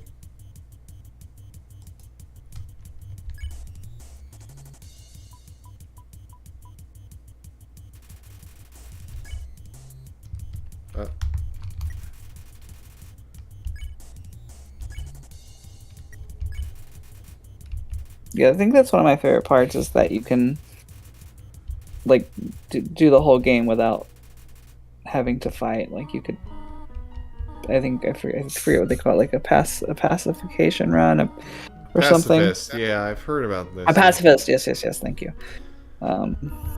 There's there's the pacifist and the genocide runs, and if you do like all of the genocide, then it's like, no. You're a terrible person.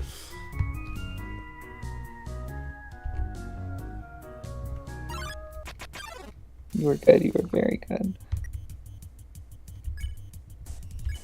When did this come out? Like, Compliment. It didn't understand what I said, but was flattered anyway.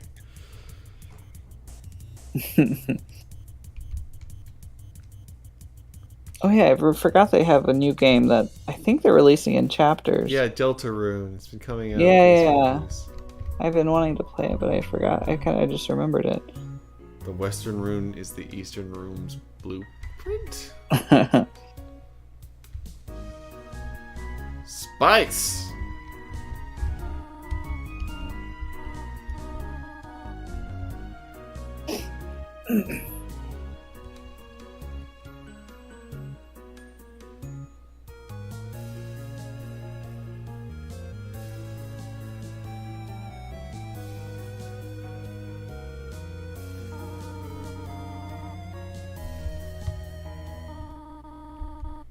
You had said that you aren't super, like, you didn't really grow up with, like, Nintendo, right? Oh, or just no. like this kind of art style of games, at least. No, I think the closest I came was the Toy Story game, the very first one. Oh, wow. That got a PC port, so my dad tried to play through that for me because he immediately realized this is going to be too much for him because I was not platforming that much. And mostly it was licensed tie-ins were how I experienced a lot of the more standard stuff, like Lilo and Stitch. Trouble in Paradise was my first glimpse of like anything like in the vein of Mario 64. I just like my games were typically from the discount rack and were very odd PC stuff. Like I was like 8 years old when I first played Europa Universalis, which is not a game that you typically play at 8 years old, but that is how things played out. No, I mean I get it. I grew up playing I mean, I played Resident Evil when it came out in 95, 96, and I was either 5 or 6. So, I get it. Why is she asking me to forgive her for making her leave me at the end of the room?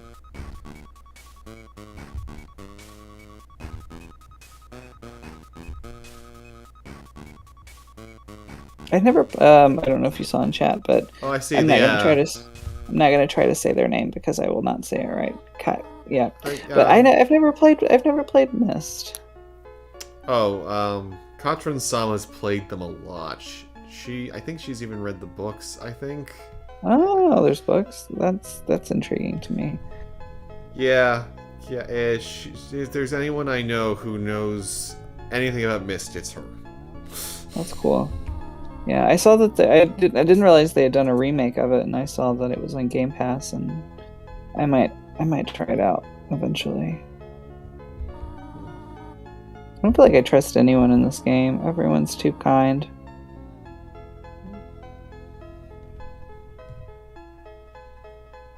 She says Cat is fine. Okay, good to know. Thank you, Kat.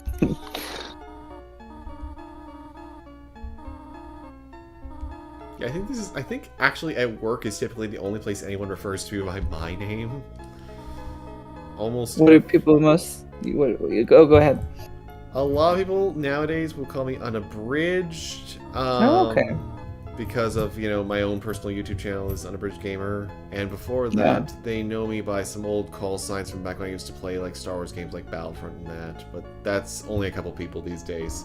There is still one though. Gotcha. She still insists on calling me by that all the time. It's honestly, at first you even go, I do have you do know my name now. We're on the search. She's like, yeah, you're still that.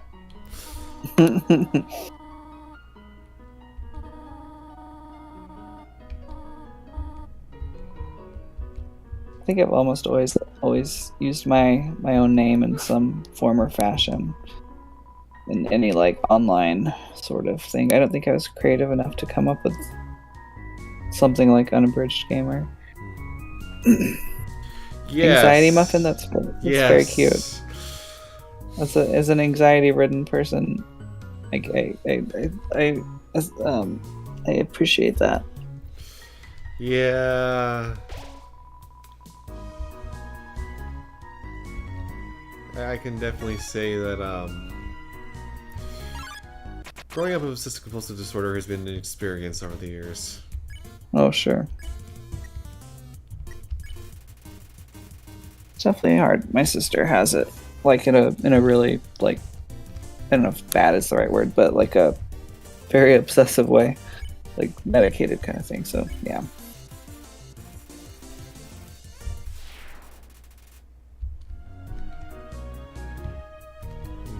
Short fight.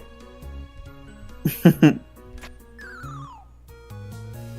just remember some of the bosses in this, like the bullet hell style, where you're dodging everything can be very frustrating.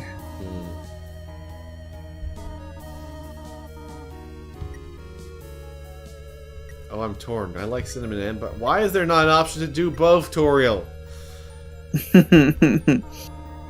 Be too easy. It takes a bold mind to appreciate the powerful flavors of both cinnamon and butterscotch. Now I want a cinnamon roll. Sounds very good.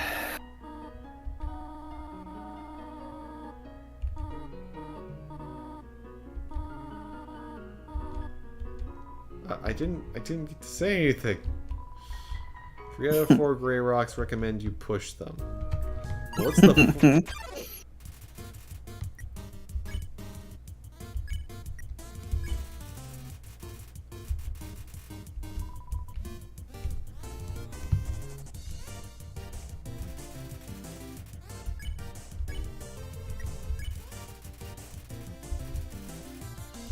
I do definitely see some Persona going on in here. A lot of this is drawing on the... Ah! Yeah. Froggy!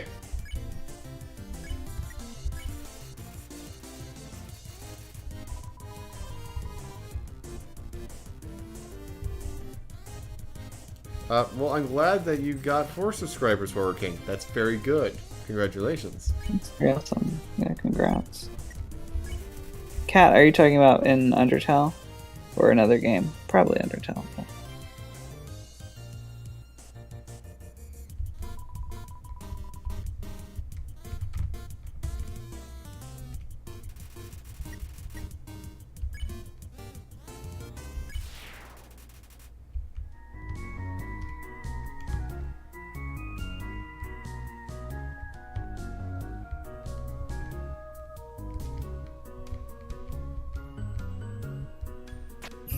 Dang it! I was doing so well.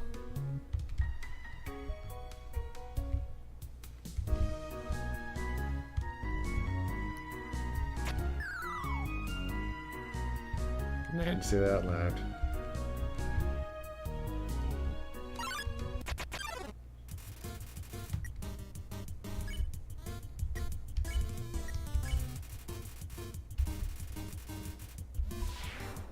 The purple and red is really quite a lot. What? Why did the frog meow?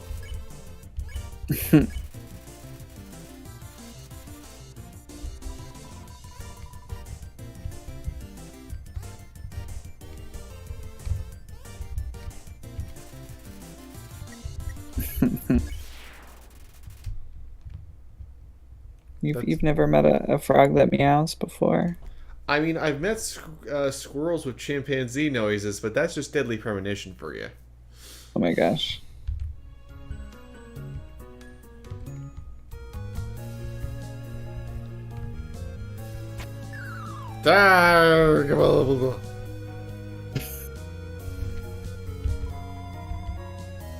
Please don't step on the leaves.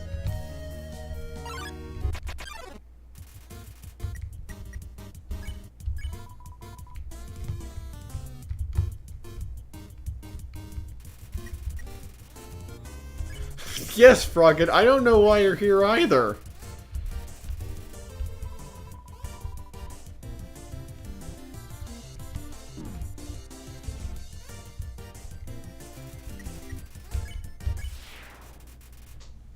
I forget, do you have, what is your, not that you're gonna attack them, but I don't remember what, if you have a weapon or not. I don't think I have a weapon yet, no. Or if you fight, if it's just with like your fist.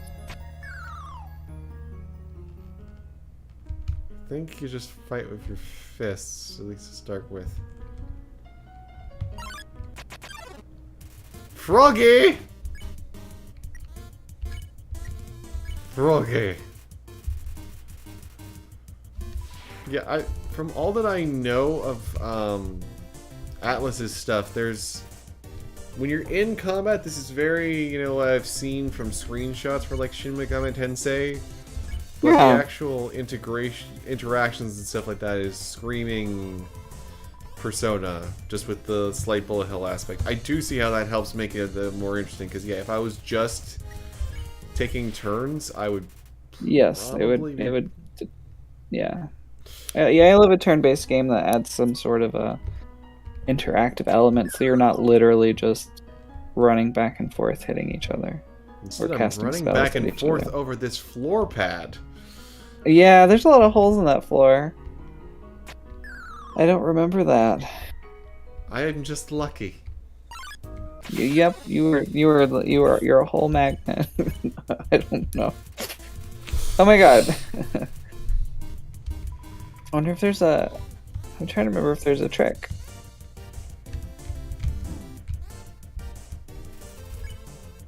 Oh my gosh.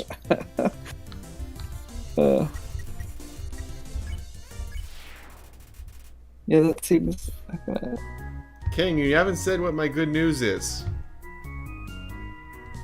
Oh, okay. Congratulations. Dang it! I got further.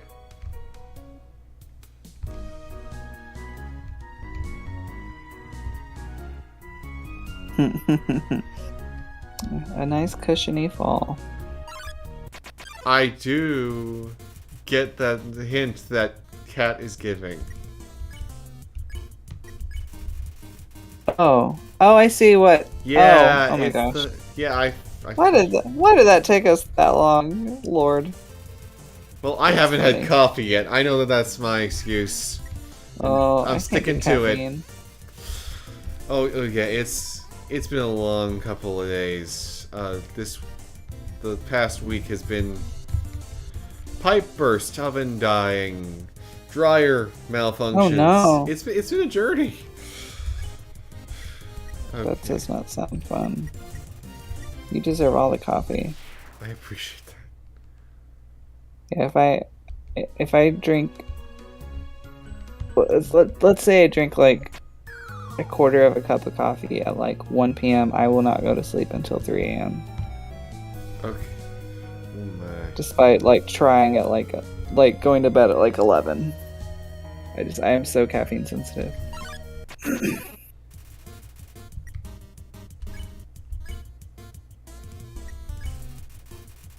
Oh no. I just had a Jello mold try to flirt with me.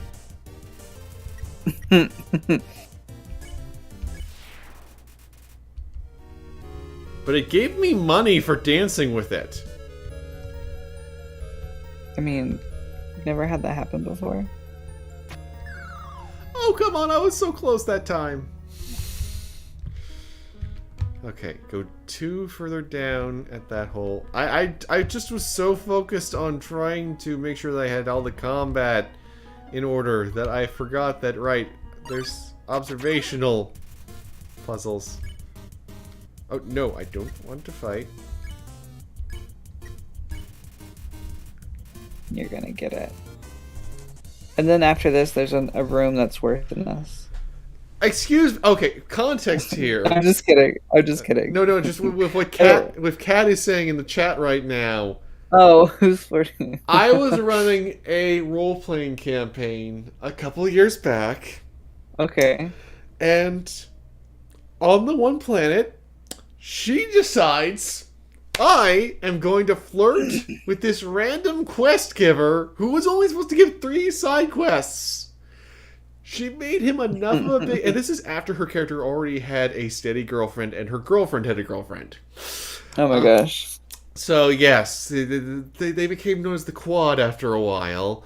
But Quad. she pulled him into so much and made him become so important that I had to cut an entire city because I was pulling so many other things. Yes, she does the stupid sexy bard routine thoroughly. That is an accurate description there. That's great. What? Oh. Oh, I can't.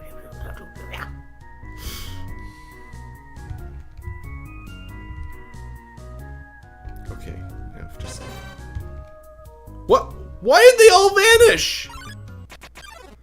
Why did all the holes go away? Oh, did they? They just vanished.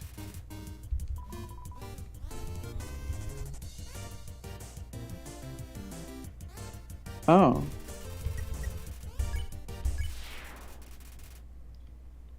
Oh, that has to be a glitch. I just got to where it happened for you. I hope it is. Okay. King, I don't feel like it ever. We cleared the hallway! Did you do it? Right. Okay. You deserve a prize. Apparently my prize is more monsters that are confusedly trying to kill me but don't know why. But you're just gonna wiggle your hips sexily at them. Apparently I have very... I'm concerned that this is a small child doing the sexy hip wiggling.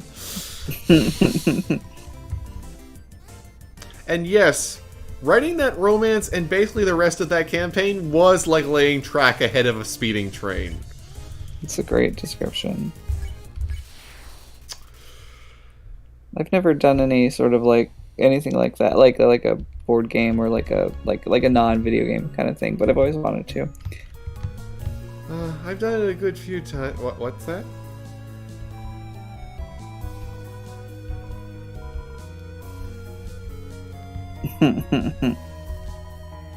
They actually have the 3 out of 4 stones. Oh yeah, from earlier. Was that helpful? Oh!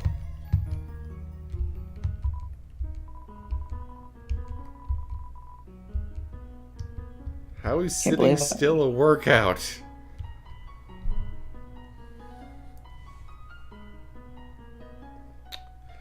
I fear no puns, Horror King. I fear none. Plus, one of the things that I used to get back at Kat was making tons of puns because of all of her stupid sexy bard shenanigans. So by all means. I love a pun. My partner he also loves puns.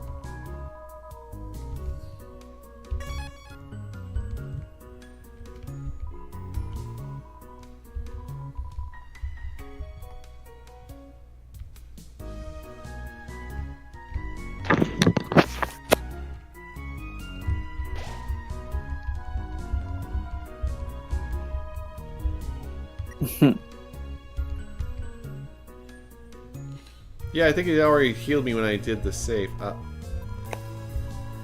Is that a sleeping ghost?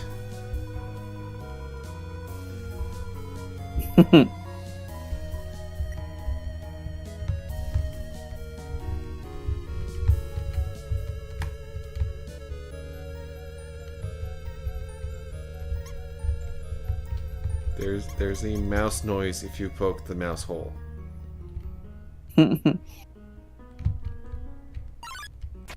Ah! Froggy! There's clearly enough space to walk around the ghost. This should really let you. Yeah, I was like, is there some alternate thing that I can do back here? I think you have to force him. Or like move him, maybe. You can't throw tomatoes at me, for I control what tomatoes shall be thrown. And this is a pacifist run, so there are no tomatoes. There are merely flirtations. You could eat the tomatoes. That would be in line, perhaps. I am steadily earning money.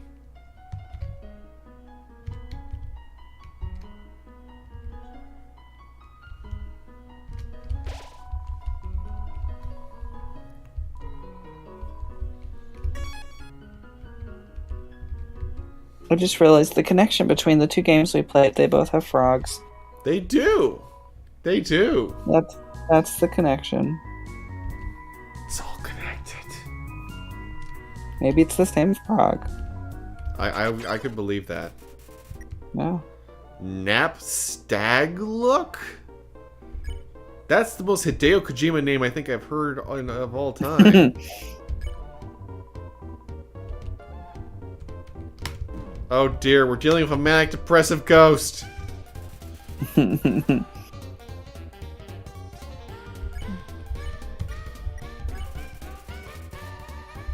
Yeah, this is a pretty great name.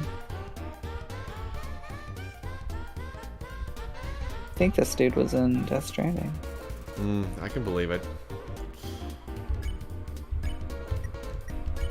Oh my god, watching you dodge his tears is just like giving me anxiety from when I used to play this. Why do the tears have ballistic bouncing qualities? Yeah, that's one of my favorite parts. It's just how this game sort of deals with a lot of different things. Like, not necessarily all like mental stuff, but it's just very clever. You've never had your tears run up the wall? No. And then fall back down again?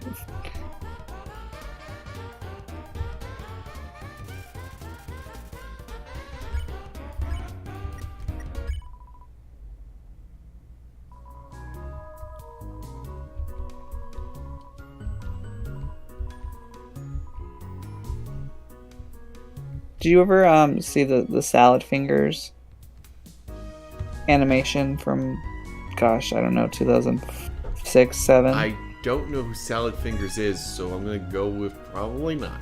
Oh man, I feel like he would fit into this world. He was this weird, creepy creature who had quote-unquote salad fingers, but they were just normal-looking fingers for his creature, for like his skin color and stuff. But he liked to rub them on rusty spoons, and he had a funny accent. And it was like a very viral thing. But it just seems like he would be a boss in this game. Some spiders gave me a jug. Oh, it heals HP. Made with nice. whole spiders, not just the juice. So this spider bake sale is cannibalism. Yeah. Get whole 8 inventory spots. Can you imagine having like 8 inventory spots in like modern AAA games? That would be like the worst thing in the world. Well, Resident Evil 7 doesn't give you much more than that. That's true. That is very true. That game is brutal.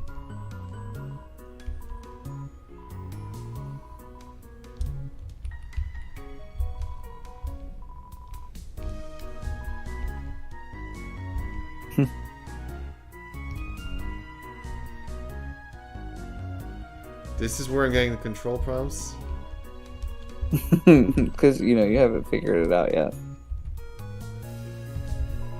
It's like in Star Wars when they were telling you how to do all the things that you were already doing.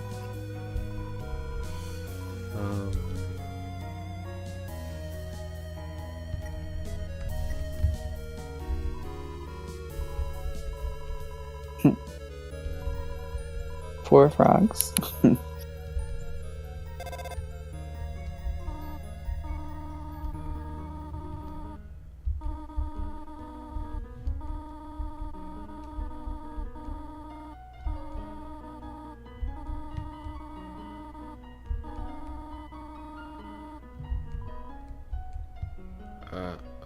Okay.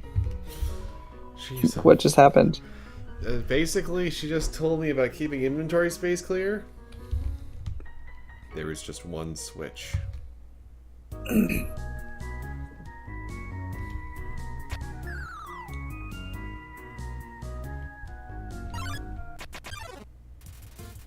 Wow, that is a creepy friggin' bunny.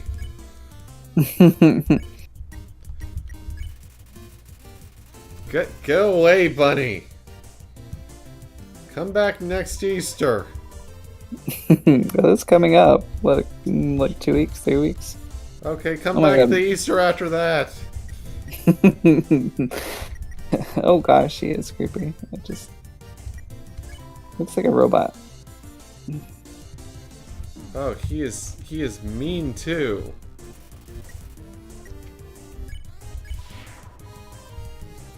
Do you think he's gonna give you some chocolate? Mean is the best.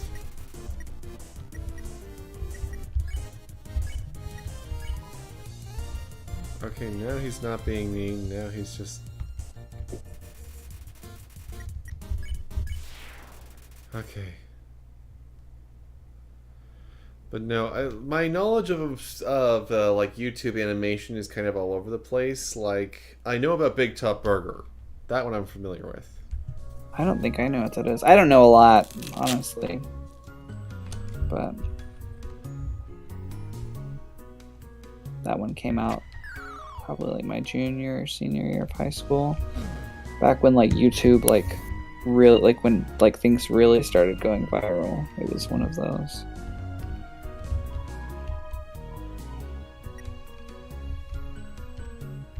If you enjoy weird, creepy animation, yeah, I would give Salad Fingers a, and it's also funny in an unsettling way, but I would give it a look.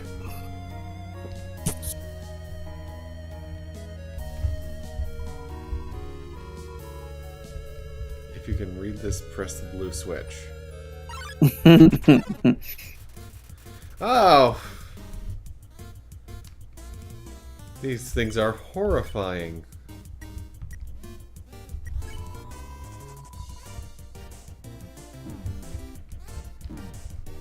Ow! Ow!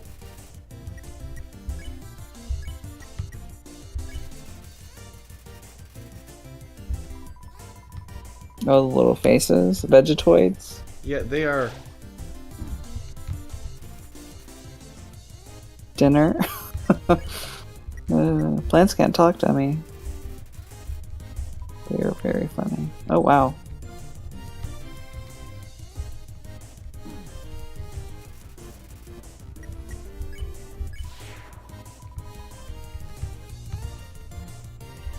No!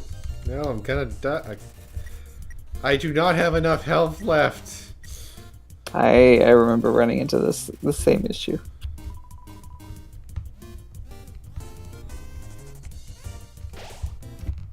Ah.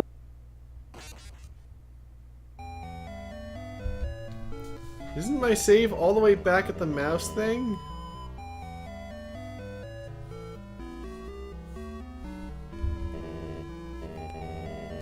I feel like that is correct. Oh dear. Oh gosh, that's a lot of... Okay, so I don't have to repeat that at least. Oh, I forgot I have the item. I forgot I had the jug. I could have drank that. Is that the spider stuff? Yeah. What on earth? So do Okay, you love it? The creature designs definitely fill me with a sense of something. Terror. The thing is, An I uneasy stomach. think my mom would love this because she loves creepy, cute things, and Oh, fun. like this guy right here, I could really see her enjoying. Like she does like doodles and art, and honestly, if she was gonna try to do something creepy, cute, he kind of looks like what I expect she would try to draw up. Me personally, I don't know if I would want to play something like this full to completion. Fair. It's an interesting Yeah. game. I get why people love it so much. It's just also... I know what kind of ones that I need to get to, and there's... That is the other part to this whole... the whole concept of the backlog streams is like acknowledging that sometimes there's stuff that you just need to go through and be like, I wouldn't say this is like Shadwin, where I wanted to run away at the sheer distressing turn. What game? Shadwin, that was the one we did last time for our final Oh, one. I remember you mentioning it. Yeah. Yeah, that one did not go well. Was that a you pick or or I don't remember who streamed with you last week, or was it their that pick? was one that Jesse Galena, one of my former coworkers at the Escapist, was curious about, and we were both openly curious about it. But then when we got to it, it was like, oh dear.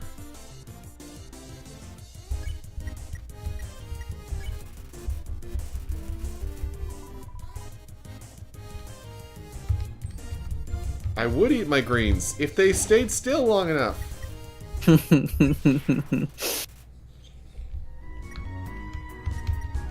What? No, I don't have my... Why don't I have my... Oh, you died. So had you made it back to there? No, which... Oh dear. That's not good. I pushed the blue one. Oh, the blue one is the one hidden behind there. Yeah, I'm fleeing. No thank you. I don't need gold. Flee all the battles. If you can read this, press the red switch. Nope, no thank you.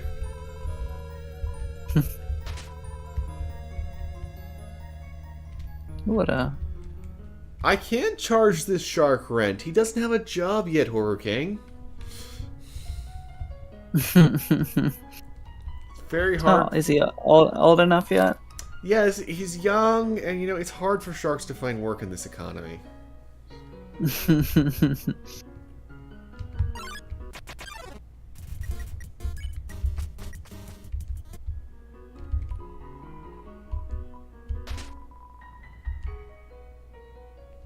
Does it have a name, your shark? Not yet. But since it keeps being pulled into live streams, I think it will at some point. If I don't, I hope someone else so. might.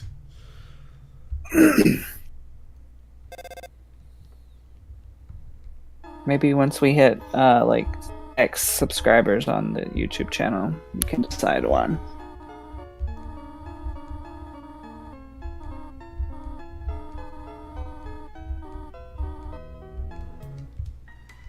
What an ominous looking tree.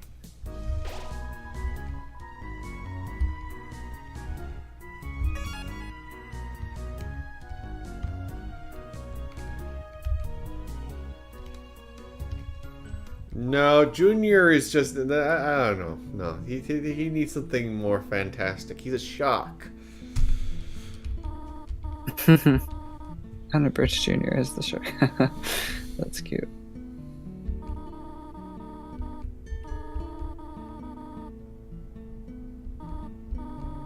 Seeing your playtime, one thing I really have not loved about the Game Pass is that when I like close or turn off the Xbox, it's if I have a game open, it still ticks the playtime. So like on Lost Odyssey, it says I've played for 30 hours and I've played for like 3. I've had that same issue with Steam where, like, let's say I'm recording for review, so I have to, if I get a message on Discord or something, I have to pause it and everything. Yeah. Yeah, Steam is like, so you've played, like, over 30 hours of Yaiba. And I'm like, no, I've played 4. I just have to pause a lot. Yeah. I started playing Weird West, and I guess it was up in the background for 2 days because it says I have like 48 hours of playtime. And I'm like, I definitely do not. That's some pro gamer hours. Yeah, right?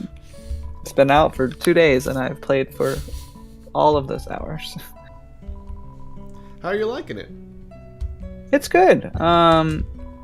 It's kind of hard, honestly. I ended up putting the difficulty down to story, which is the easiest, just because I was getting a little frustrated. But yeah, it's fun. It's creepy. It's weird.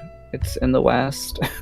I'm ready for it to get weirder because I've heard it gets even stranger because I haven't had too much strangeness yet. Mm-hmm. Yeah, I'm told that some of the campaigns are supposed to overlap, so yeah, here it goes. I didn't realize that there were multiple. I was listening to, I think, Game Informer's podcast, and they were talking about it, and I was like, oh, there's like 5, I think, different campaigns. So.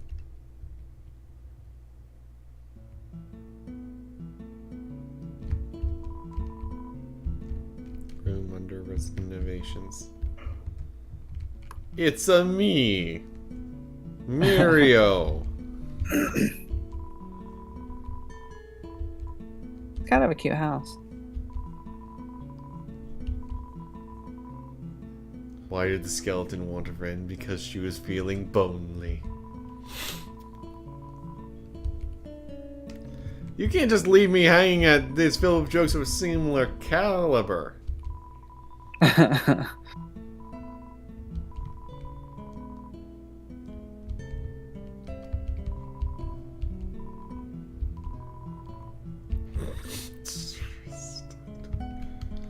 So many puns.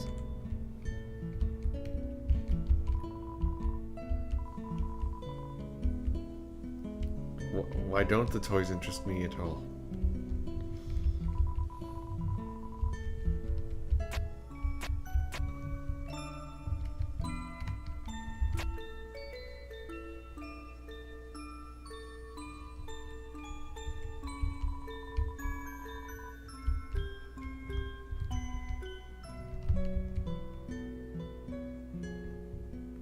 Yeah, like, I feel like the world is nice and the sentiment of it all is very sweet.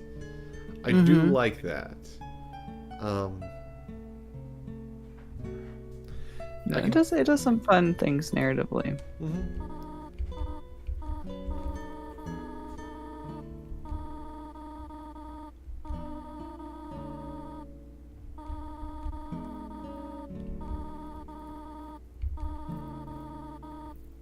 Oh, okay. I know the final boss is supposed to be like one of the scariest, hardest, both bosses of all time.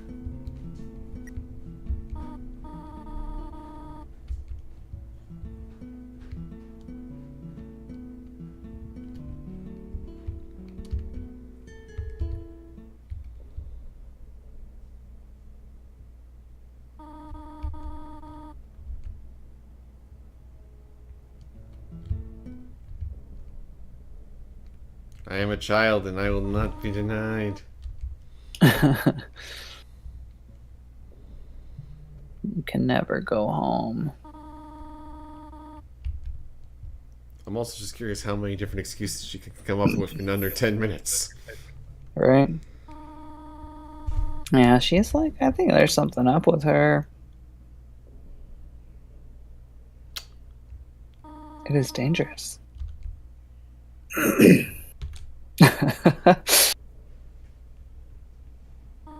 It is trapped here. I realize I'm behind. Just very funny.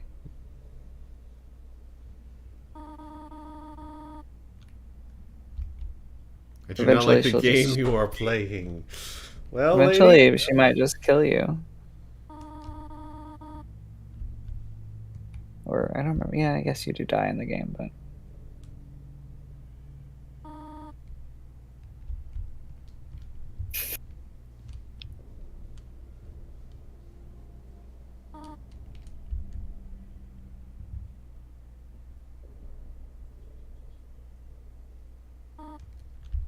well, she's running out of lines. She's just giving me a look now.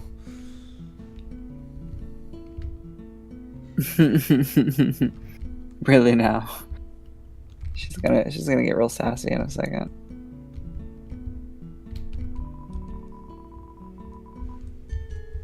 I'm sorry. The size of that pie does not intimidate me.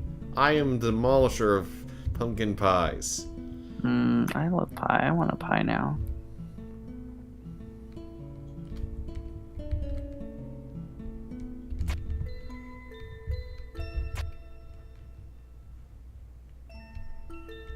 What's your favorite kind of pie? Probably how my mom does pumpkin pie. For a long time, because of how many different food allergies I have, there's not a lot of stuff that I can just easily get out of the box or whatever. So, typically whenever we're trying anything new that's baked, we have to make it in-house. Oh, sure. But, yeah, she's very good at making it, putting it together pretty much from scratch. The only part she doesn't like to do is the crust, which thankfully there is actually a, nut-free, gluten-free option. Oh, nice. Are those your big allergies? Like tree nuts and gluten? Yes. Gotcha. Well, not gluten specifically, it's wheat. They found that Oh, okay. wheat can trigger like certain mental disorders harder, especially those with autism or OCD, and I have OCD. Oh, sure. So, Gotcha. if I I didn't know had- that. That's really interesting. Like, if I was exposed to wheat, I couldn't choose what cup to drink from. Oh, wow. We actually tested it, and it was That sounds like debilitating. it was. Then I'm glad you figured it out, because I bet that made a huge difference in your life in a Yeah, multitude of ways. functionality was very welcome.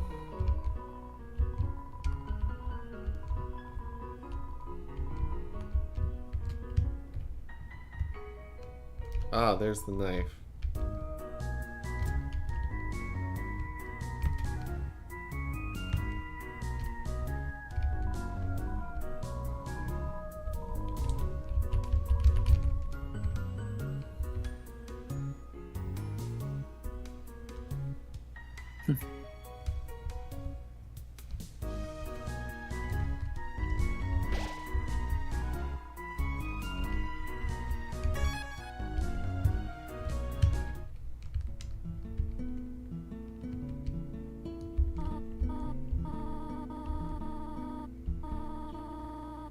"72 uses for snails."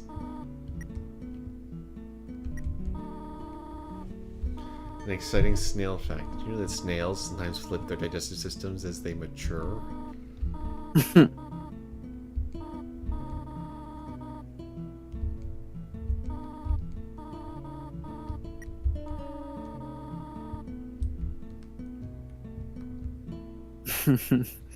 How to exit that.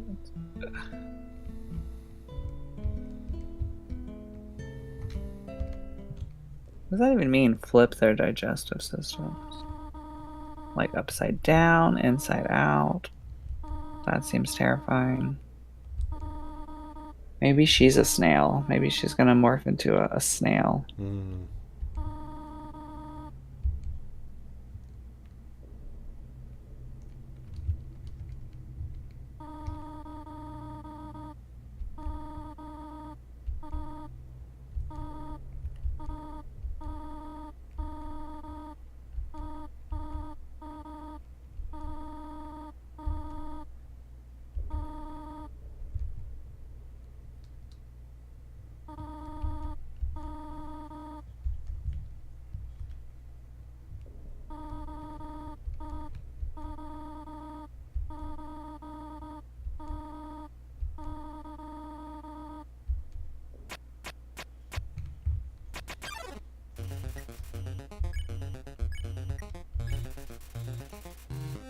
Forgot how dark this gets for being so unassuming.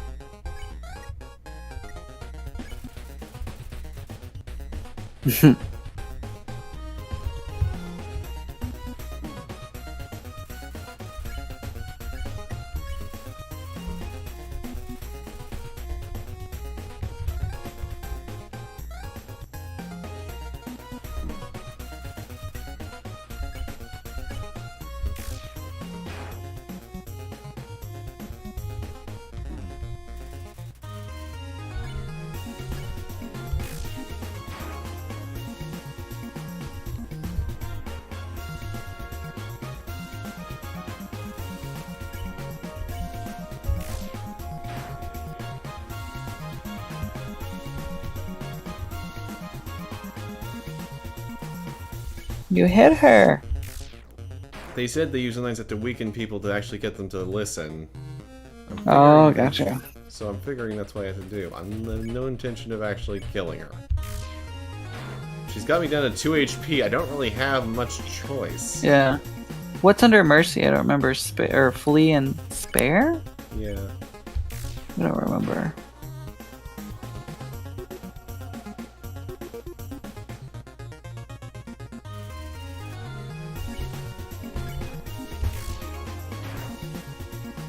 Yep, I see that. Oh yeah, now she's avoiding it. Yeah, that makes sense.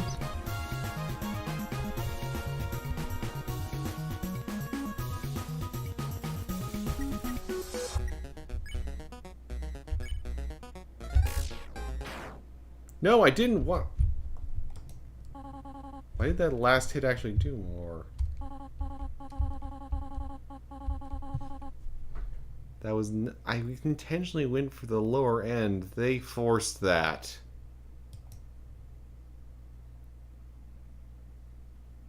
I don't like that. I don't like being forced into something that I did not choose there.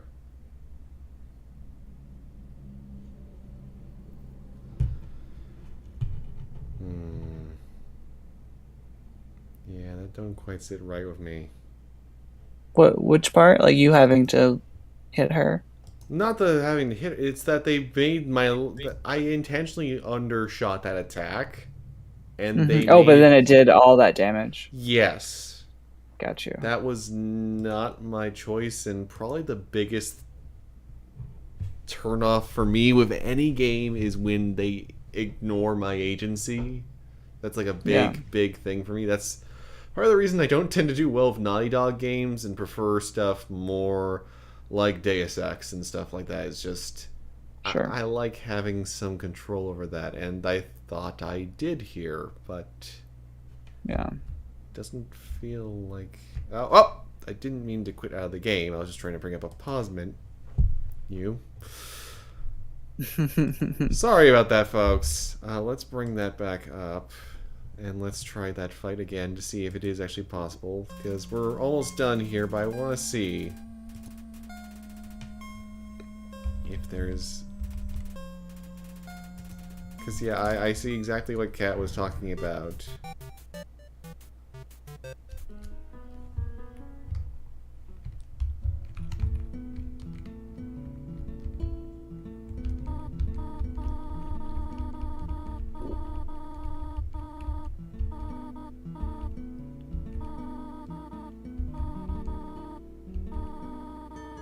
Chainsaw lock tongue color Radula.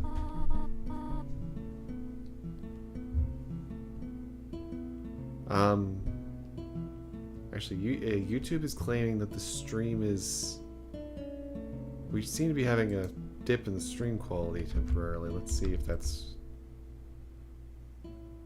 Still good for me. I mean, a little bit behind, but... Okay, it seems to have bounced back from that. Yeah, for a minute there, Horking also...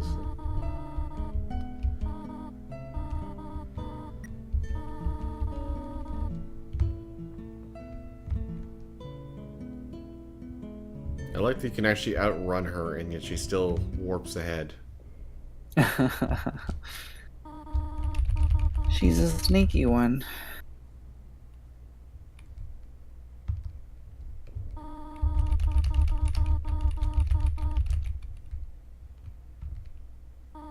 I have to do something to stay here.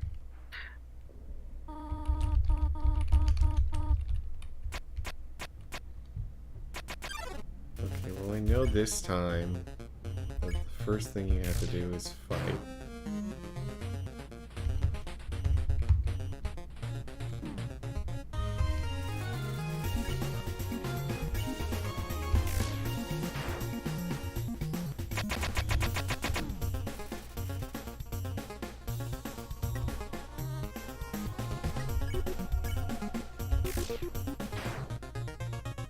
Let's see if it does that giant attack again.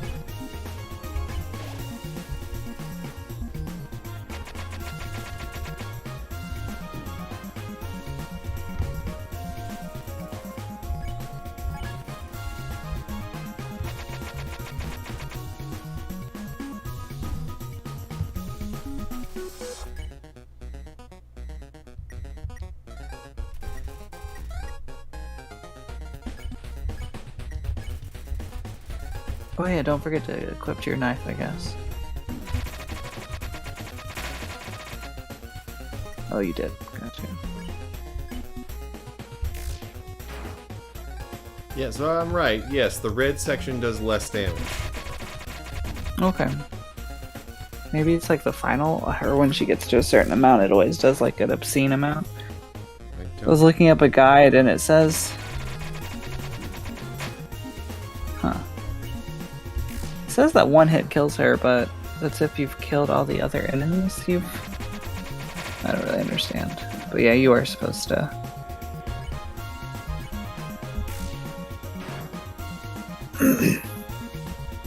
do what you're doing. For me, it's 8:30 Horror King.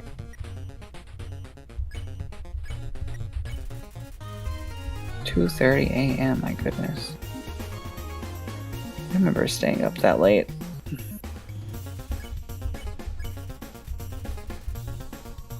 Been a long time.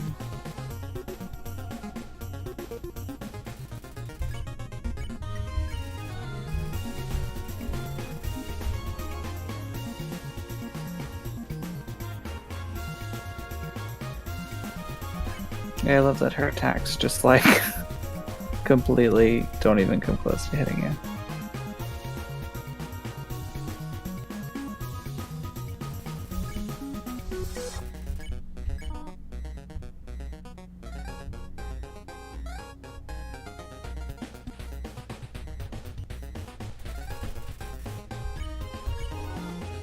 Oh, right, that makes sense.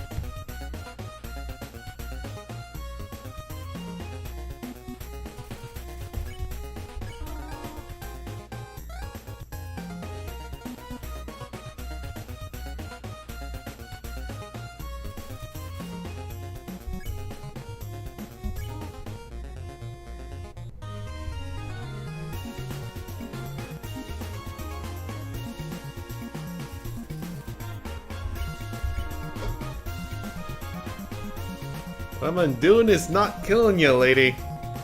I think you have to. Nope.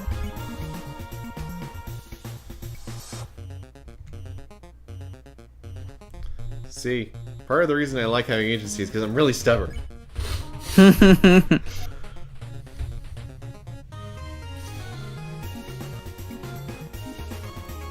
I'm from the America part of America, not the Canadian part.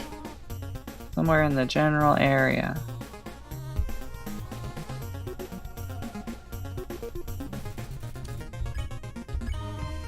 Oh, it says you. Well, this says you can spare her. It's supposed to be a pacifist playthrough, so there has to be an option. No. Let me see. So I'm curious. The music is getting kind of loud on me again, though. They really weren't anticipating someone playing with headphones.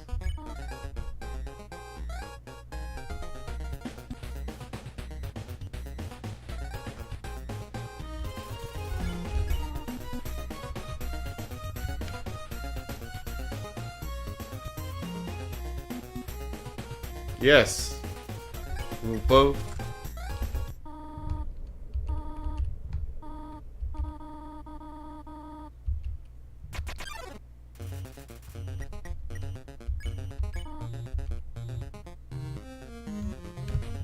I didn't mean to actually flee there, so I might have... Oh. Oh, did you flee? Yeah, it says you have to do it 24 times. Spare her 24 times. Oh my gosh! I'm gonna be holding down this down key so long that the...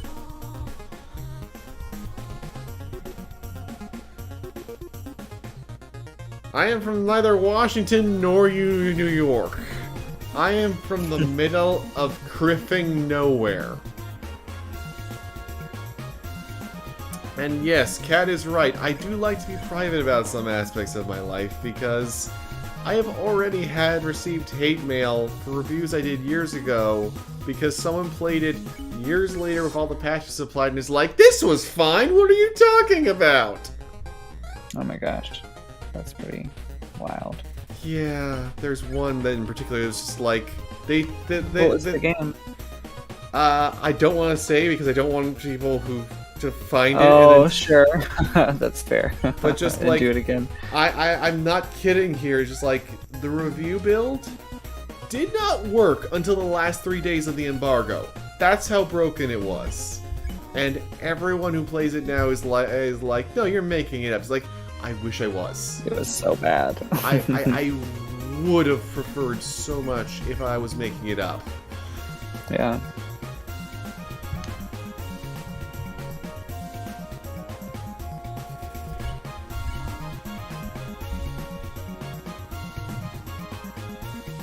Yes, you can find me in the middle of the woods dragging an Ethernet cable. That's great. You just plug it into the tree.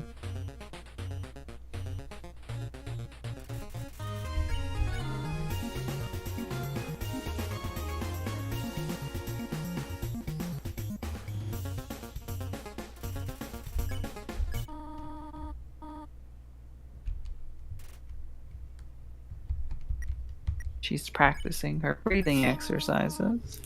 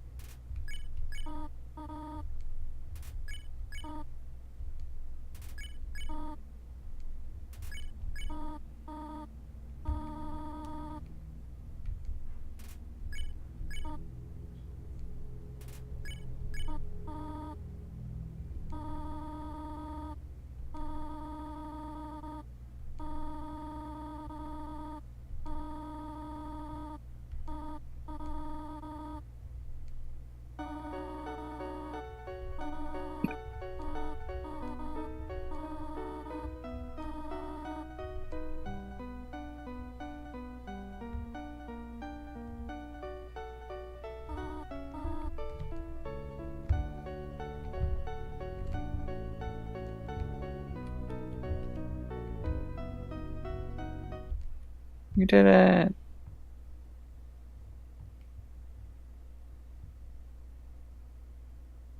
Where we're going, we only need a single color for the road.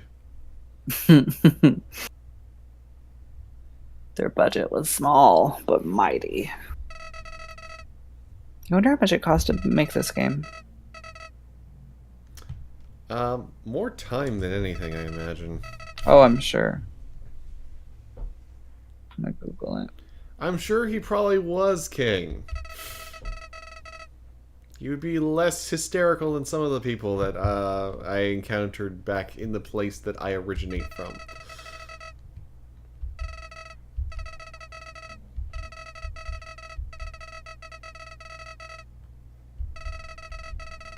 Oh, it was funded on Kickstarter. I didn't know that. $50,000, approximately. One person, Toby Fox, 23 years old.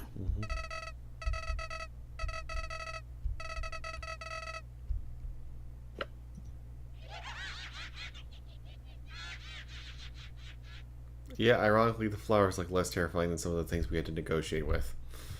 Oh my god. This little scary face.